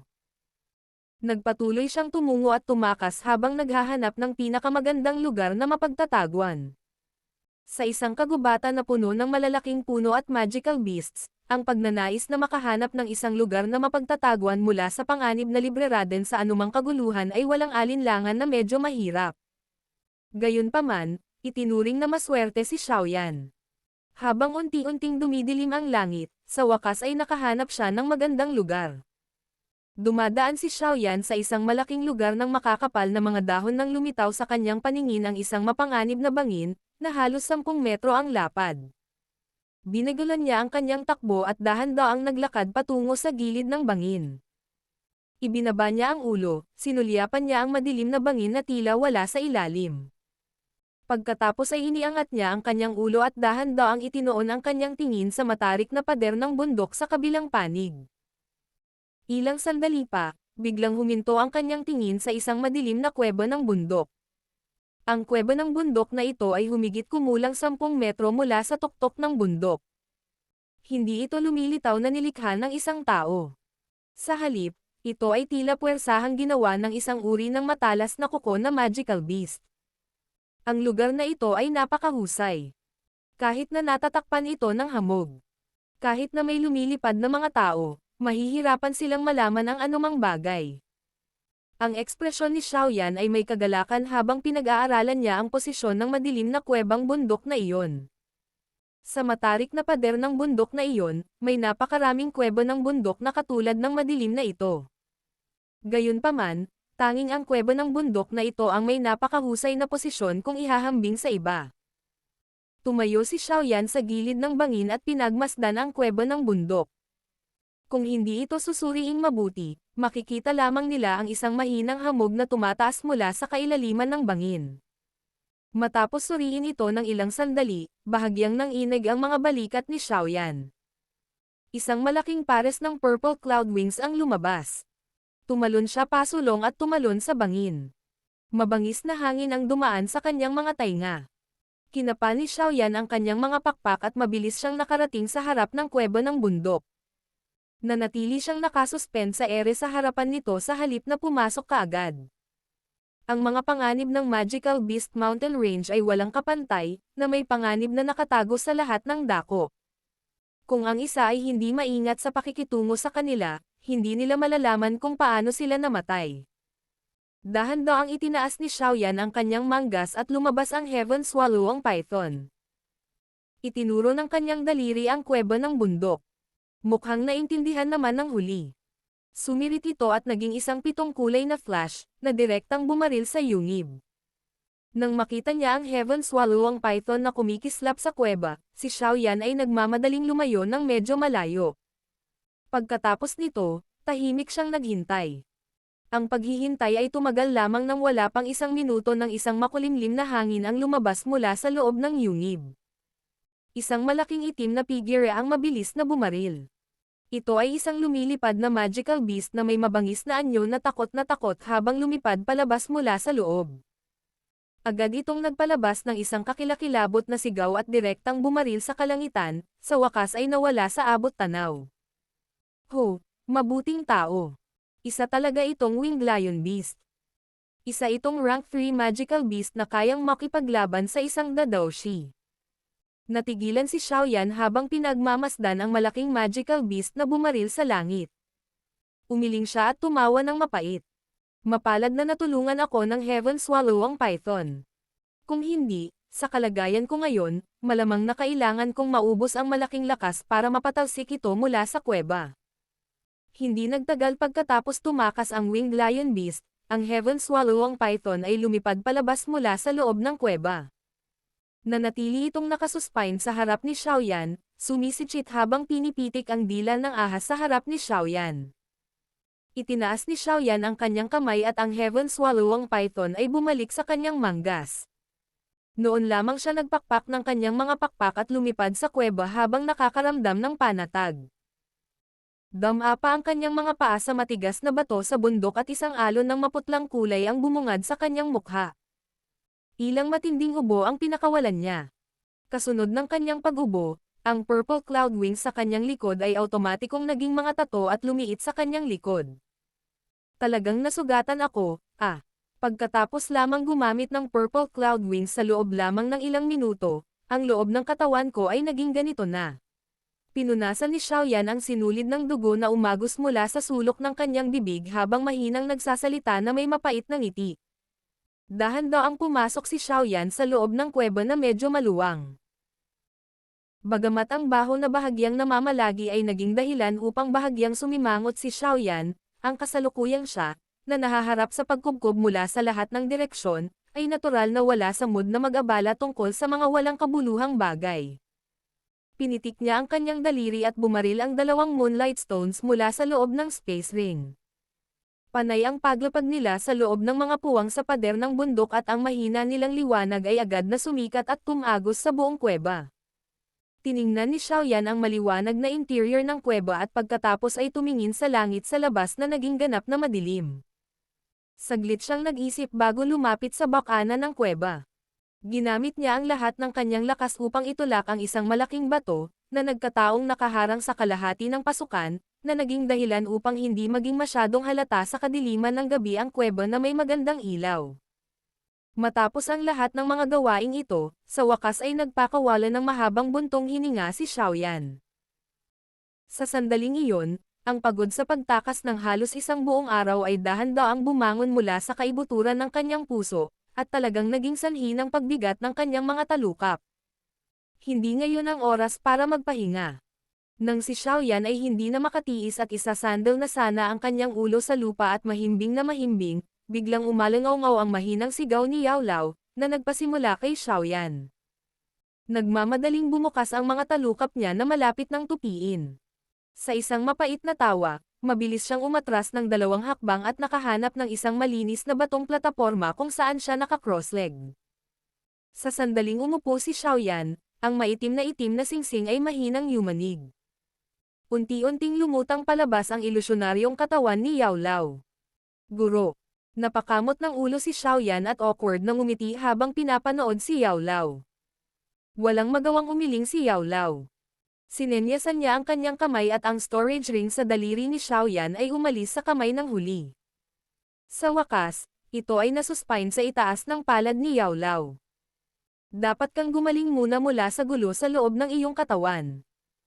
Magpapadalisay ako ng ilang mga gamot na maaaring makatulong upang mapabilis ang paggaling ng iyong mga panloob na pinsala.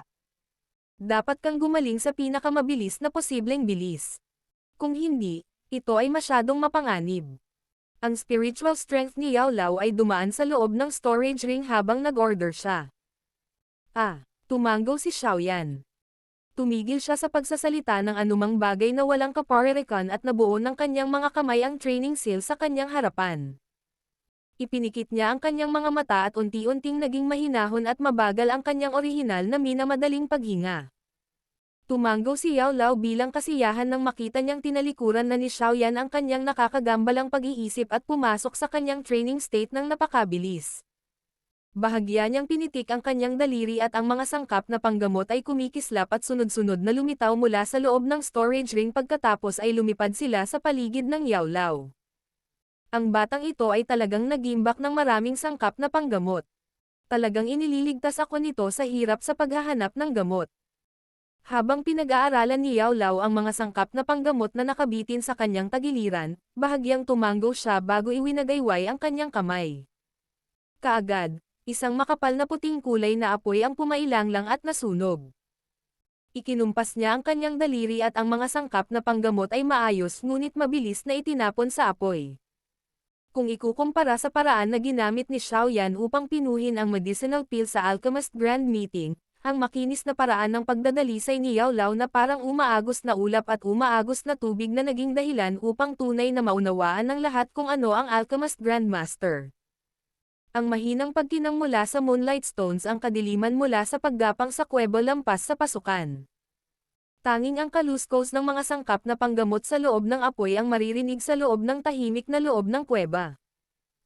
Ang dalawang tao sa loob ng kuweba ay malinaw na nahahati sa kanilang trabaho at abala sa paggawa ng kailangan nila.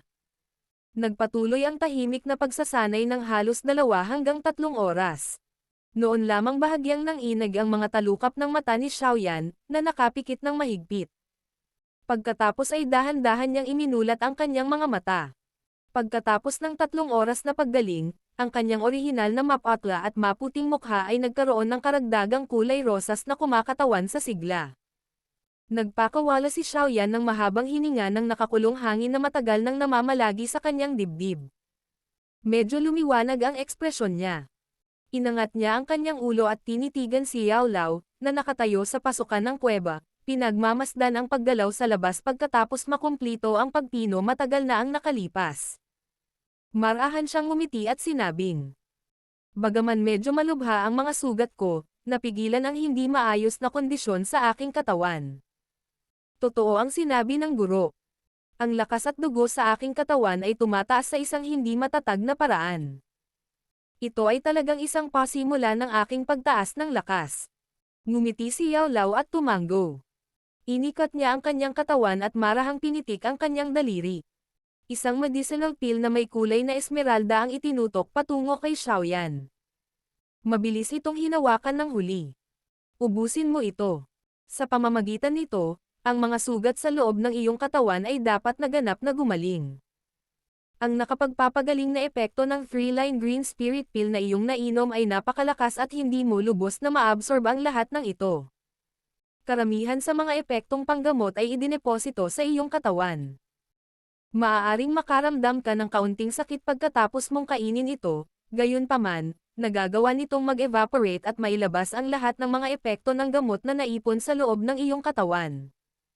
Umiling si Yao Lao at sinabing, "Maraming mga depekto ang lumitaw sa iyong katawan noong panahong wala ako. Ang searing poison ay masasamang bagay din. Kapag gumaling ka na sa iyong mga sugat, mag-iisip ako ng paraan para matulungan kang ayusin ito." Nakaramdam ng init ang puso ni Xiaoyan nang marinig niya ang napakaraming salita na binigkas ni Yao Lao. Bahagya siyang tumanggo. Sa wakas ay mas naging komportable siya sa kanyang guro sa tabi niya. Ang pakiramdam na iyon ay parang isang bata na nakahanap ng maaasahang suporta, na naging dahilan upang siya ay makatiyak. Isinusok ni Xiaoyan ang medicinal pill sa kanyang bibig at muling ipinikit ang kanyang mga mata. Ang kanyang isip ay lumubog sa kanyang katawan at nagsimula ang mahusay na pagsulong na ito. Ngumiti at tumanggo si Yao Lao nang makita niyang nakapikit si Xiaoyan at muling sinimulan ang kanyang pagsasanay. Umupo siya sa may bakana ng kuweba at walang ingat na nilalaro at pinilipat ang storage ring na kinuha niya sa kamay ni Xiaoyan. Maya-maya pa ay bahagyang nanginginig ang daliri niya at isang mahinang tunog ang lumabas sa bibig niya. Ha! Pinitik ni Yao Lao ang kanyang daliri at biglang lumitaw sa kamay ni Yao Lao ang isang sirang, kulay itim na piraso ng jade. Dahan-daang hinimas ng kanyang palad ang nasirang piraso ng jade na ito at ang kanyang mga tingin ay medyo napako. Ang piraso ng itim na kulay na jade na ito ay nakakagulat na ang murang bagay na nakuha ni Xiaoyan sa Alchemist Association noong naghahanap siya ng mga kayamanan. Battle Through the Heavens. Kabanata 369. Pagsulong. Ang kanyang katawan ay nasa loob ng isang pagan. Ito ang tanging bagay na kasalukuyang nararamdaman ni Xiaoyan. Pagkatapos lunukan ang medicinal pill, isang maapoy na pakiramdam ang biglang bumubulusok mula sa kanyang ibabang tiyan. Kaagad, ito ay naging maraming agos ng init na pilit na pumasok sa bawat ugat ng kanyang katawan sa magulong paraan. Ang mataas na temperatura sa wakas ay nagdulot ng mahina at mabigat na gas na lumitaw sa loob ng kanyang chipats. Ang mga daloy ng mataas na temperatura ay unti-unting naging mas mainit kasabay ng pagtaas ng bilis ng sirkulasyon, na nagresulta sa dahan-daang pagkibot ng sulok ng bibig ni Xiaoyan pagkatapos ng bawat kumpletong cycle. Totoo ang sinabi ni Yao Lao, ang maliit na bahagi ng kanyang apoy na idinagdag sa tableta ay talagang nagdulot sa kanya ng paghihirap. Bagamat ang mainit na daloy ay maaaring nagdulot kay Xiaoyan ng kaunting sakit, ang epekto ay kapansin-pansin din. Habang ang mga hibla ng mahina, mainit, mabibigat na gas ay tumagos mula sa kanyang chipats at sa wakas ay umiikot sa loob ng kanyang katawan, malinaw na naramdaman ni Xiaoyan na ang malalaking alon ng nakatagong enerhiya sa loob ng ilang bahagi ng kanyang katawan ay parang isang layer ng yelo na natunaw ng init, na sa wakas ay nagpapakita ng sarili. Sa hitsura nito, tila ito ang nakapagpapagaling na lakas na idineposito sa kanyang katawan na binanggit ni Yao Lao. Ang nakapagpapagaling na lakas na ito ay idineposito ay pinasingaw ng mainit, mabigat na gas. Ginagawa itong mahinang fog ng enerhiya na dahan-dahang bumangon. Ang fog ay dumidikit sa chi paths, sama-sama sa kanila bago magpatuloy sa natitirang chi paths. Sa huli, nabuo ang isang kompletong cycle, na nagiging purong enerhiya ang fog. Ang enerhiya ay pagkatapos ay ibinuhos sa hugis rhombus na kristal ng enerhiya sa loob ng puyo ng tubig. Nang matanggap ang mga alon na ito ng purong enerhiya, ang kristal na katawan, na tila medyo malabo dahil sa labis na pagkahapo, ay muling nagbuga ng mahinang kinang, na nagpailaw sa loob ng puyo ng tubig hanggang sa ito ay tila malinaw. Ang ilan sa mga umaambon na enerhiya ay dumaikit din sa kanyang mga buto at mga selula. Kapag nahaharap sa gayong dalisay na enerhiya, ang mga buto at mga selula sa kanyang katawan ay naging mas matako. Sa bilis na gumagalaw na hindi nakikita ng mata, mabilis nilang nilamon ang enerhiyang fog na lumalapit. Kapag naubos na nila ang lakas, malinaw na naramdaman ni Xiaoyan na ang kanyang mga buto, kalamnan, selula, at iba pa na nasugatan pagkatapos ng malaking laban, ay mabilis na naibalik sa kanilang pinakamataas na kondisyon. Nakahinga ng maluwag ang puso ni Xiaoyan nang maramdaman niyang unti-unting napupuno ng enerhiya ang kristal ng Dao. Muling umayos ang kanyang isip habang ginagamit niya ang lahat ng kanyang lakas upang kontrolin ang umaapaw na ulap ng enerhiya sa loob ng kanyang katawan, tinitipon ang mga ito at sa wakas ay pinagsama-sama ang mga ito sa isang magulong daloy ng enerhiya. Sa sandaling makumplito ng daloy ang isang sirkulasyon sa loob ng kanyang katawan, walang tigil itong ibinuhos patungo sa kristal ng Dao sa loob ng puyo ng tubig. Ang kristal na kasing laki ng hinlalaki ay parang isang napakalalim na hukay kapag nahaharap sa enerhiya na walang tigil na ibinubuhos dito, hindi tinatanggihan ang alinman dito, gaano man kalaki ang naipon na enerhiya. Ang medicinal pill ni Yao Lao ay maaaring hindi isang bagay na mataas ang antas. Gayunpaman, nagawa nitong gumanap ng isang uri ng pang-uudyok na papel, ganap na kinaladkad ang lahat ng lakas ng gamot na idineposito ni Xiaoyan sa kanyang katawan sa loob ng maikling panahon. Pagkatapos nito, ginamit nito ang malaking halaga ng enerhiya upang mabilis na maibalik ang nasugatan na katawan ni Xiaoyan. Ang pamamaraang ito ng paggamit ng enerhiya ng iba para gumaling ay malamang na kahit na si Fama ay mahihirapang gawin. Bilang isang orthodox na medicinal pot, ang bilang ng iba't ibang medicinal pill na nainom ni Xiaoyan ay halos imposibleng mabilang. Bukod dito, hindi lubos na nasipsip ni Xiaoyan ang karamihan sa mga gamot na ito. Matapos maipan ang lahat ng ito sa paglipas ng panahon, ang enerhiya na idineposito ay natural na napakalaki. Matapos hilahin palabas ng medicinal pill na iyon ni Yao Lao, ang idinepositong lakas na panggamot ay tuluyan ng nailabas at nagamit. Ang lawak ng enerhiya ay higit na lumampas sa inaasahan ni Xiaoyan, o maging ni Yao Lao. Ang sunod-sunod na alon ng enerhiyang ambon ay walang katapusan na tumaas mula sa buong katawan ni Xiaoyan. Kung ang sino man ay kasalukuyang makakita sa kanyang balat at tumingin sa loob ng katawan ni Xiaoyan, malamang na ang taong iyon ay manlaki ng kanyang mga mata habang lubos na nabigla habang nakikita niya ang lahat ng fog na natipon sa buong katawan ni Xiaoyan. Maging ang kanyang mga laman loob ay ganap na natatakpan ng makapal na enerhiyang fog. Si Xiaoyan ay natural na hindi makontrol ang bawat detalye na may napakaraming energy fog na inilalabas. Sa makatuwid, may ilan na nakatakas at nagsimulang random na gumala sa kanyang katawan. Sa isang iglap, ang mga buto, kalamnan, at iba pa sa loob ng katawan ni Xiaoyan ay tila biglang nagtataglay ng kanilang sariling katalinuhan at nagsimulang gumamit ng iba't ibang uri ng mga pamamaraan upang lamunin ang enerhiyang fog na gumagala. Bagamat ang paglunok ng enerhiya sa ganitong paraan ay nagbigay daan kay Xiaoyan na malinaw na maramdaman na ang kanyang katawan ay lumalakas, ang mga bahagi sa katawan ni Xiaoyan, ang mga buto, kalamnan, at mga panloob na organo ay may kapasidad na akomodasyon na maaari lamang madagdagan kung ang isa ay sasailalim sa matinding pagsasanay. Kaya, ang bawat isa ay may kanya-kanyang limitasyon. Sa sandaling makuha na nila ang higit sa limitasyong iyon, malamang na mauwi sila sa nakakatakot na kapalaran na maghiwalay. Sa pag-iisip ng huling resulta kung paano ang mga buto o panloob na organo, at iba pa, ay maaaring biglang bumuo ng ilang mga linya ng crack na may tunog na crack, si Xiaoyan ay nanginginig sa takot. Sa makatuwid, natural na hindi siya nang ahas na payagan ang mga buto at kalamnan na lunukan ang mas maraming enerhiya hanggat gusto nila. Agad at nagmamadali niyang pinataas ang kanyang kontrol sa energy fog sa loob ng kanyang katawan.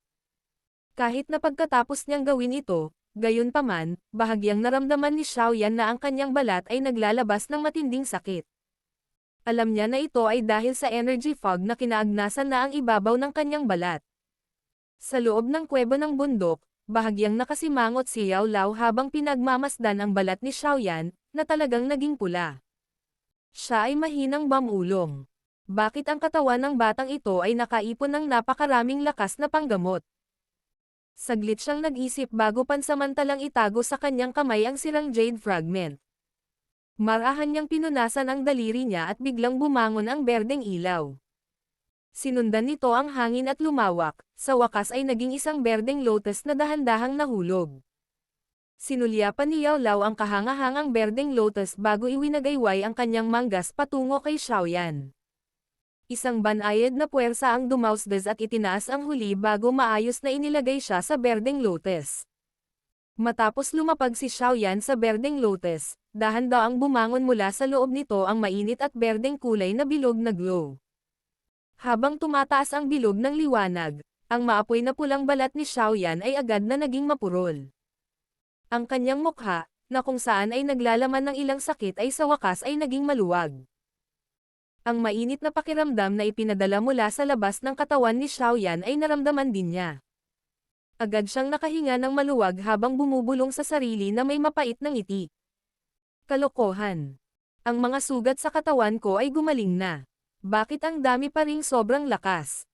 Unti-unting nabawi ni Xiaoyan ang kanyang kalmado pagkatapos maglabas ng sumpa. Tahimik siyang nag-isip sandali at may plano na siya. Dahil may ganoong panlabas na lakas, gagamitin ko ito upang makalusot.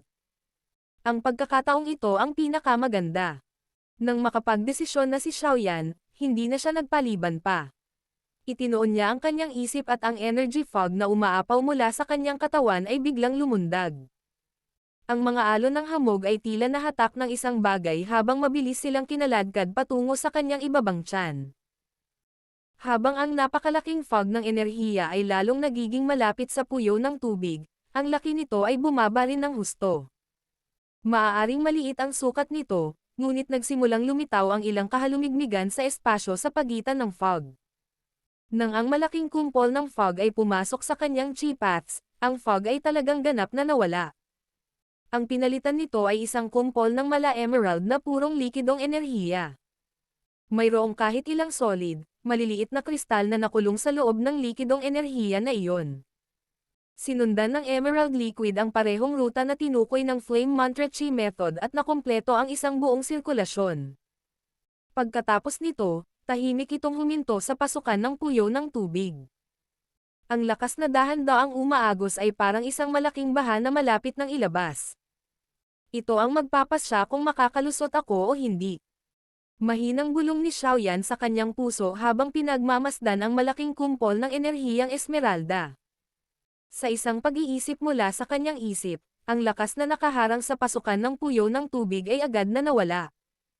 Ang umaalon na enerhiya ay agad na nagbuga ng malakas na tunog na parang talon na bumagsak habang umaagos ito sa puyo ng tubig. Ang malaking halaga ng enerhiya ay dumagsa sa vortex at marahas na dumurog sa hugis rhombus na Dao crystal sa gitna ng vortex. Bang! Sa sandaling ang enerhiya ay dumagsa sa Dao crystal, isang dagandong na tunog ang umalangaw-ngaw sa isip ni Xiaoyan. Sa isang iglap, halos mabaigaw siyang mapanatili ang kanyang estado ng pagsasanay. Walang tigil na bumuhos ang magulong enerhiya sa Dao crystal. Sa pagtatapos ng proseso, ang laki ng kristal ay talagang lumaki ng mas malaki pagkatapos masipsip ang malaking halaga ng enerhiya na ito. Kasunod ng pagpapalawak ng laki ng Dao crystal, ang malakas na espiritual na pangunawa ni Xiaoyan ay malinaw na naramdaman na ang kanyang sariling lakas ay mabilis na tumataas patungo sa hadlang na nagpapahiwatig ng pagkakaiba sa pagitan ng dalawang antas. Sa loob ng kuweba, tinitigan ni Yao Lao si Xiaoyan, na ang mukha ay naging kasing kintab ng jade. Hinaplos niya ang kanyang balbas at bahagyang tumango. Sa kanyang lakas, natural niyang nararamdaman ang lakas ng hininga ni Xiaoyan na patuloy na tumataas. Ding! Sa isang tiyak na pagkakataon sa loob ng tahimik na kuweba, isang mahinang daing, na halos hindi napapansin, ay tahimik na ibinubuga mula sa katawan ni Xiaoyan. Kasunod ng paglitaw ng tahimik na helenghing ito, ang puwersang lumabas mula sa katawan ni Xiaoyan ay biglang tumaas ng husto. Nakalusot na siya sa isang 2-star na doshi. Ito ay talagang mas mabilis kaysa sa inaasahan ko. Ang nakapagpapagaling na lakas na nakalagak sa loob ng katawan ng batang ito ay talagang kayang umabot ng ganito kalaki. Sa lakas ni Yao Lao, ang mahinang helenghing iyon ay natural na hindi makakatakas sa kanyang sentido. Agad na sumilay sa kanyang mga mata ang ekspresyon ng pagkagulat nang magsalita siya ng may pagtataka. Dahil sa kasalukuyang lakas ni Xiaoyan, sa una ay kakailanganin niya ng hindi bababa sa 2 o 3 buwan ng oras upang taasan ang kanyang lakas ng isang antas kung nagsanay siya ng normal. Bukod dito, ito ay itinuturing na medyo mabilis. Matapos niyang mapunta sa Misty Cloud Sect, ang paulit-ulit na pakikipaglaban sa mga mas mataas sa kanyang antas ay naging dahilan upang mapunta siya sa hindi magandang sitwasyon ng maraming beses. Gayunpaman, ang mga benepisyong nakuha ni Xiaoyan mula sa mga sitwasyong iyon ay isang bagay na kahit si Yao Lao ay hindi ganap na naitentiya. Ang pakikipaglaban ay, pagkatapos ng lahat, ang pinakamahusay na paraan upang mabilis na itaas ang lakas ng isang tao. Ang matinding labanan na naranasan ni Xiaoyan sa panahong ito ay parang gumawa ng kanal. Ang malaking halaga ng nakapagpapagaling na lakas na kasalukuyang naruroon ay parang tubig na ibinubuhos sa kanal na iyon. Ngayong naayos na ang lahat, ito na ang perpektong pagkakataon para kay Xiaoyan na itaas ang kanyang lakas. Ang prosesong ito ay tumakbo ng perpekto na ito ay lumampas pa sa inaasahan ni Yao Lao. Hindi nagtagal matapos ang gulat na boses ni Yao Lao ay bumagsak, isa pang mahinang daing ang biglang lumabas mula sa loob ng katawan ni Xiaoyan, na umalangaw sa loob ng kuweba. Ang kamay ni Yao Lao na humahaplos sa kanyang balbas ay dahan-daang huminto. Sa pagkakataong ito, kahit si Yao Lao ay hindi napigilan. Nakanganga ang kanyang bibig habang pinagmamasdan si Xiaoyan, na ang hininga ay talagang mabilis na bumabangon. Pagkaraan ng ilang sandali, sa wakas ay nagpakawala siya ng mahabang buntong hininga at ngumiti habang sinabing, "Hihihi. Isa talaga siyang tao na puno ng mga sorpresa. Ngayon, gusto ko talagang makita kung anong antas ang mararating mo, ang maliit na bagay na ito." Battle Through the Heavens. Kabanata 370. Skyfire 3 Mysterious Change. Matapos ang dalawang mahinang ungol na magkasunod na pinakawalan sa loob ng kuweba ng bundok, si Xiaoyan, na maaaring magpatuloy sa pagtaas ng kanyang lakas sa pamamagitan ng karagdagang bituin ay hindi gumamit ng puwersang ito upang magpatuloy sa pagsingil pataas. Sa halip, dahan-dahang pinatatag ni Xiaoyan ang kanyang chi at nagsimulang ganap na tunawin ang enerhiya na biglang tumaas. Ito ay isang bagay na hindi inaasahan ni Yao Lao. Hinaplos ng kamay ni Yao Lao ang kanyang balbas at pinagmasdan ang nakapikit na binata, na ang mukha ay parang mainit na jade. Saglit siyang nag-isip at agad na natauhan bago tumango ng may kasiyahan. Muli siyang ngumiti at sinabi, ang pagiging mapanatili ang kanyang orihinal na estado ng pag-iisip sa harap ng lakas at pag-alam kung kailan dapat bawiin sa kasiyahan ng hindi sakam o mayabang ay hindi madali. Hindi masama. Hindi masama. Ang dalawang paulit-ulit na hindi masama ay sapat na upang makita ang paghanga ni Yao Lao tungkol sa kasalukuyang pagganap ni Xiaoyan. Bagamat maaari talagang hiramin ni Xiaoyan ang nakapagpapagaling na lakas at direktang maging isang 4 na bituin na dadoshi, ang pagsasanay ay, pagkatapos ng lahat, ay hindi isang bagay na maaaring magawa sa isang gabi. Matapos ang paulit-ulit na pagtaas ng kanyang lakas sa pamamagitan ng 2 bituin ngayon, si Xiaoyan ay mahihirapan na sa pagpapatatag ng kalagayan ng kanyang katawan. Kung muli niyang itataas ang kanyang lakas, malamang na ang mababaw na estado ng kanyang katawan ang magiging pinakamalaking balakid niya sa susunod na subukan niyang umabant. Ang isang tao na may mababaw na panloob at mahinang pamamahagi ng enerhiya sa loob ng kanyang katawan ay magiging mas mababa kaysa sa isang tao na ang katawan ay puno at ang enerhiya ay kinokontrol at maayos na ipinamamahagi. Napakalinaw ni Xiaoyan tungkol sa puntong ito. Noon, ang kanyang pagpupursige sa pagsasanay sa loob ng 3 taon kung saan siya ay itinuturing na isang walang kwentang tao ay naging dahilan upang patatagin ni Xiaoyan ang kanyang pundasyon sa pagsasanay hanggang sa ito ay maging lubhang matatag. Tanging sa panimulang puntong ito, na kasing tatag ng isang bato, magkakaroon ng pagkakataon si Xiaoyan na magpatuloy sa pagsulong, na bumuo ng isang matayog na lakas na maaaring maging sanhi ng pagkagulat ng iba. Sa makatuwid, hindi niya hahayaang sirain ng pansamantalang interes na ito ang kanyang matibay na pundasyong ipinagmamalaki niya. Ang isa ay natural na hindi kailangan ng debate kung alin ang mas mahalaga sa pagitan ng dalawa.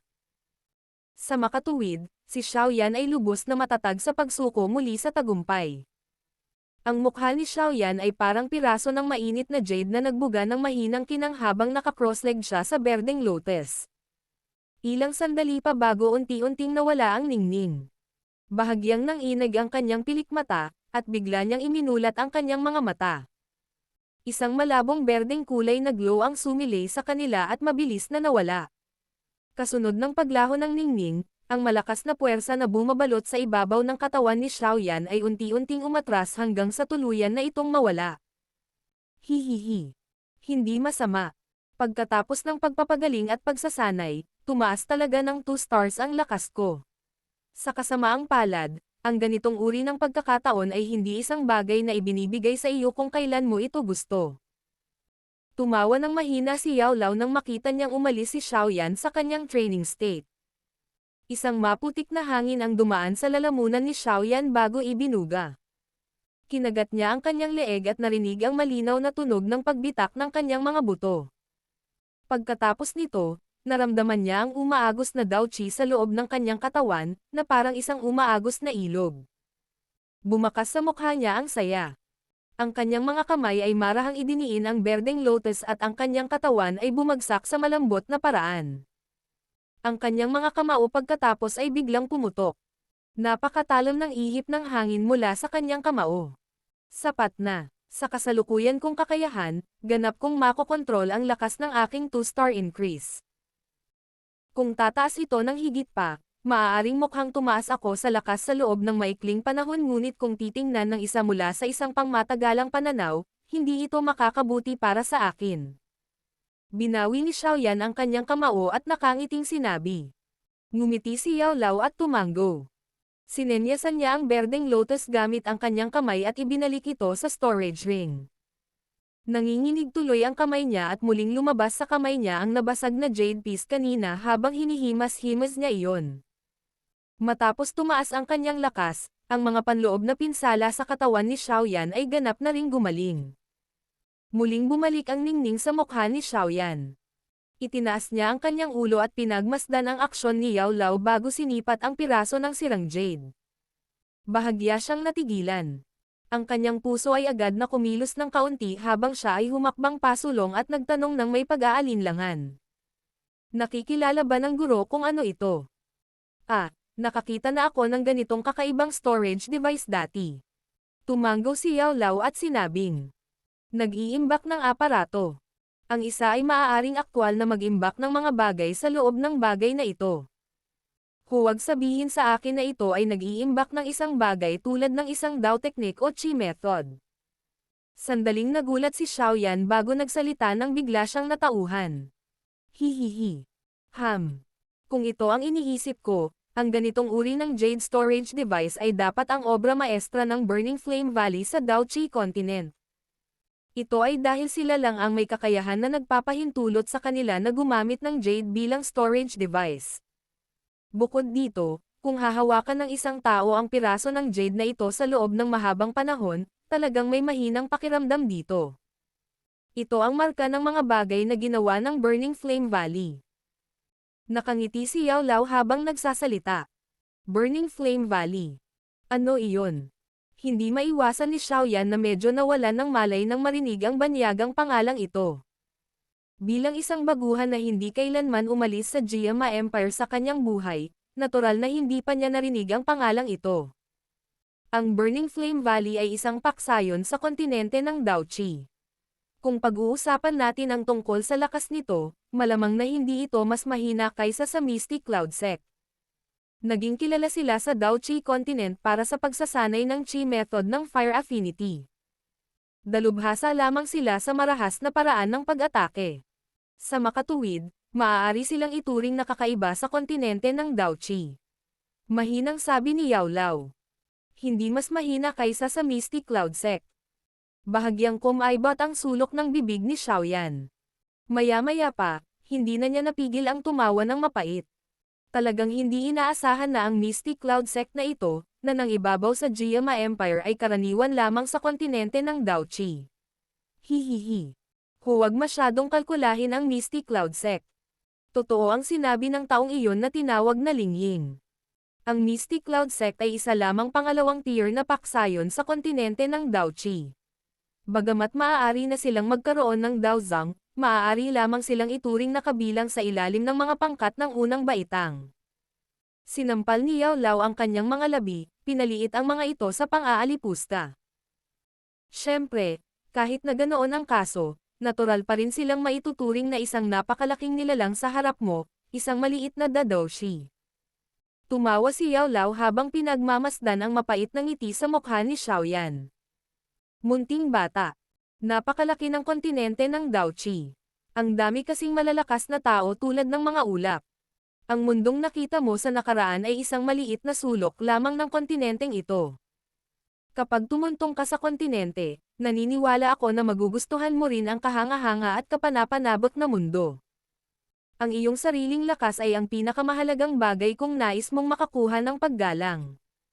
Ang malalakas ay kumakain ng mahina. Ito ay isang tuntuning ginagamit ng lahat sa mundong ito. Bahagyang tumango si Xiaoyan habang siya ay nagpakawala ng mahinang tawa. Natural na mabuti na naiintindihan mo ito. Napangiti si Yao Lao. Hinawakan niya ang sirang piraso ng jade sa kanyang kamay at sinabing, "Balik sa ating orihinal na paksa. Gusto mo bang malaman kung ano ang nasa loob nito?" "Oo naman." Mabilis na tumango si Xiaoyan. Dahil ang bagay na ito ay nagmula sa Burning Flame Valley, na maihahambing sa Mystic Cloud Sect, ang mga bagay sa loob ay malamang na isang bagay na hindi pangkaraniwan. Gumamit ng apoy upang sunugin ito. Inihagis ni Yao Lao ang piraso ng jade at ang storage ring kay Xiaoyan habang patuloy na nakangiti. Ang mga bagay mula sa Burning Flame Valley ay kakaiba. Kailangang gumamit ng apoy upang sunugin ito upang makuha ang mga bagay sa loob. Ayon sa logika, mas lumalaban sa apoy ang jade na nagmula sa Burning Flame Valley, mas mahalaga ang bagay sa loob nito. Maingat na tinanggap ni Xiaoyan ang piraso ng jade. Pinaikot-ikot niya ito habang tinitignan. Talagang mahirap paniwalaan na ang tila mahinang piraso ng jade na ito ay talagang nakatiis na masunog ng apoy. Gayunpaman, hindi niya kailanman pinagdudahan ang mga salitang sinabi ni Yao Lao. Agad siyang naglabas ng isang kulay purple na danwan at itinapon sa kanyang bibig. Bahagya siyang ngumunguya, lumaki ang bibig at nagluwa ng apoy na kulay ube na agad na nakabitin sa harapan niya. Dahan-dahan ang pinitik ni Xiaoyan ang kanyang daliri. Ang piraso ng jade ay agad na naging isang sinag ng liwanag na bumaril sa kulay lila na bola ng apoy. Nang makita niyang pumasok sa apoy ang piraso ng jade, nagmamadaling itinoon ni Xiaoyan ang kanyang paningin sa bowl ang apoy, pinagmamasdan ang lahat ng pagbabago ng piraso ng jade. Ang mahinang mukhang sirang piraso ng jade ay direktang sumingil sa apoy. Ang malabong apoy na mga panla ng kulay ubing apoy ay sumabog sa ibabaw ng piraso ng jade. Ang naging sanhi ng kakaibang pakiramdam ni Xiaoyan at Yao Lao ay ang piraso ng jade ay walang kahit katiting na paggalaw dahil ito ay sinusunog ng lilang apoy. Ito. Kinusat ni Xiaoyan ang kanyang mga mata. Bahagya siyang natigilan habang pinagmamasdan si Yao Lao. Gaano man ito ilagay, ang purple flame ay isang apoy na may medyo mataas na temperatura. Ito ay maraming beses na mas malakas kaysa sa isang ordinaryong apoy ng Daoqi. Gayunpaman, wala talagang kaunting pagbabago sa piraso ng jade na ito. Kung ito ay tulad ng nabanggit ni Yao Lao kanina, kung saan mas malaki ang paglaban sa apoy, mas mahalaga ang bagay sa loob, kung gayon. Akala ko noong una ay ordinaryong bagay lang ito. Talagang hindi inaasahan na tila malaking isda ito. Isang kakaibang tingin ang sumilay sa mukha ni Yao Lao habang pinagmamasdan niya ang piraso ng jade na ligtas at tunog pa rin sa loob ng apoy. Hindi niya napigil ang mapangiti habang bahagyang itinaas ang kanyang baba patungo kay Xiaoyan at sinabing, "Bata, mukhang ang swerte mo talaga. Ngayon, gamitin ang Green Lotus Core Flame at subukan ito." Nagulat si Xiaoyan nang marinig ito. Inangat niya ang kanyang ulo at tinitigan si Yao Lao, para lamang makakita ng kagalakan mula sa mga mata ng kausap. Agad na naintindihan ng kanyang puso. Kung ang maliit na piraso ng jade na ito ay nakapagbigay ng papuri mula kay Yao Lao, malamang na siya ay tunay na nakahanap ng magandang bagay sa pagkakataong ito. Tahimik na tumibok ang puso ni Xiaoyan. Napalunok siya ng laway at ginamit ang lakas niya sa paghaplos sa magkabilang kamay. Agad na bumangon ang isang kulay berdeng apoy mula sa pagitan ng kanyang mga daliri. Ikinaway ni Xiaoyan ang kanyang kamay at ang kulay purple na bowl ang apoy sa kanyang harapan ay nawala sa kawalan. Pagkatapos ay sinenyasan niya ang kanyang kamay at muling nahulog ang piraso ng jade. Agad itong binalot ng kulay berdeng apoy na bumulwak mula sa daliri ni Xiaoyan. Ang kulay itim na sirang piraso ng jade ay bumagsak sa katahimikan ng mahulog sa kulay berdeng apoy. Si Xiaoyan, gayunpaman, ay hindi nababalisa habang dahan-dahan niyang itinaas ang temperatura ng apoy. Nang hindi namamalayang uminit ang kuweba, sa wakas ay nagsimulang magbago ang piraso ng jade, na kanina patahimik. Ang orihinal na makinis na ibabaw ay biglang nagsimulang magbago tulad ng isang alon ng tubig. Ang itsura nito ay parang matutunaw na. Ayos lang. Ipagpatuloy ang pagtaas ng temperatura nito. Hindi nagpanik si Yao Lao habang pinagmamasdan ang piraso ng jade na malapit ng matuno. Sa halip, ngumiti siya at mahinang nagsalita. Pinakalma din ni Xiaoyan ang kanyang puso matapos mapanood ang kalmadong ugali ni Yao Lao. Tinanguan niya ang kanyang ulo at bumuga ng malalim na hangin. Ang Dao Qi sa kanyang katawan ay mabilis na dumaloy at ang temperatura ng Green Lotus Core Flame ay muling biglang tumaas. Kasunod ng pagtaas ng temperatura ng apoy, ang madilim, itim, sirang piraso ng jade ay tuluyang natunaw. Ang piraso ng jade ay wala ng itim na kulay matapos itong matuno. Sa halip, ito ay naging isang patag, berdeng kulay, kristal na malinaw na likido. Ang likido ay dahan-daang dumaloy sa loob ng berdeng apoy, na parang isang buhay na nilalang, na tila kakaiba. Sa isang punto, biglang tumigil ang umaagos na likido. Ang ibabaw ng likido ay nabalisa, na para bang may isang bagay na malapit nang masira ito at lumalabas. Ang magandang bagay ay malapit nang lumitaw. Nakangiting sabi ni Yao Lao habang pinagmamasdan ang paggalaw ng likido. Nanikip ang puso ni Xiaoyan nang marinig ito. Nakatitig ang kanyang mga mata sa ningas na hindi man lang kumukurap. Ang berdeng kulay na likido ay patuloy na nagngangalit ng higit sa 10 segundo. Sa isang iglap, isang nakakatusok na berdeng ilaw ang biglang bumaril mula sa loob nito, at agad na ikinubli ang lahat ng iba pang ilaw sa loob ng kuweba. Ang berdeng ilaw ay maaaring nakakaakit sa mata, ngunit hindi ito naging dahilan upang ipikit ni Xiaoyan o Yao Lao ang kanilang mga mata. Ito ay dahil ang hindi mabilang na bilang ng mga karakter at impormasyon ay biglang lumabas mula sa loob ng likido sa sandaling pagkatapos ng berdeng ilaw. Agad at automatikong inayos nila ang kanilang mga sarili sa gitna ng hangin sa loob ng kuweba ng bundok, na bumubuo ng mga salita na may espesyal na font. Ang tingin ni Xiaoyan ay tumawid sa magaan na kurtina sa himpapawid at sa wakas ay huminto sa ilang malalaking karakter na matatagpuan mismo sa itaas. Bahagyang gumalaw ang kanyang bibig at isang malambot na boses ang lumabas sa pagitan ng kanyang mga ngipin. Skyfire 3 Mysterious Change. Sa gilid, nanginginig ang buong katawan ni Yao Lao nang marinig ang pangalang ito. Biglang lumiwanag ang ningning sa kanyang mga mata.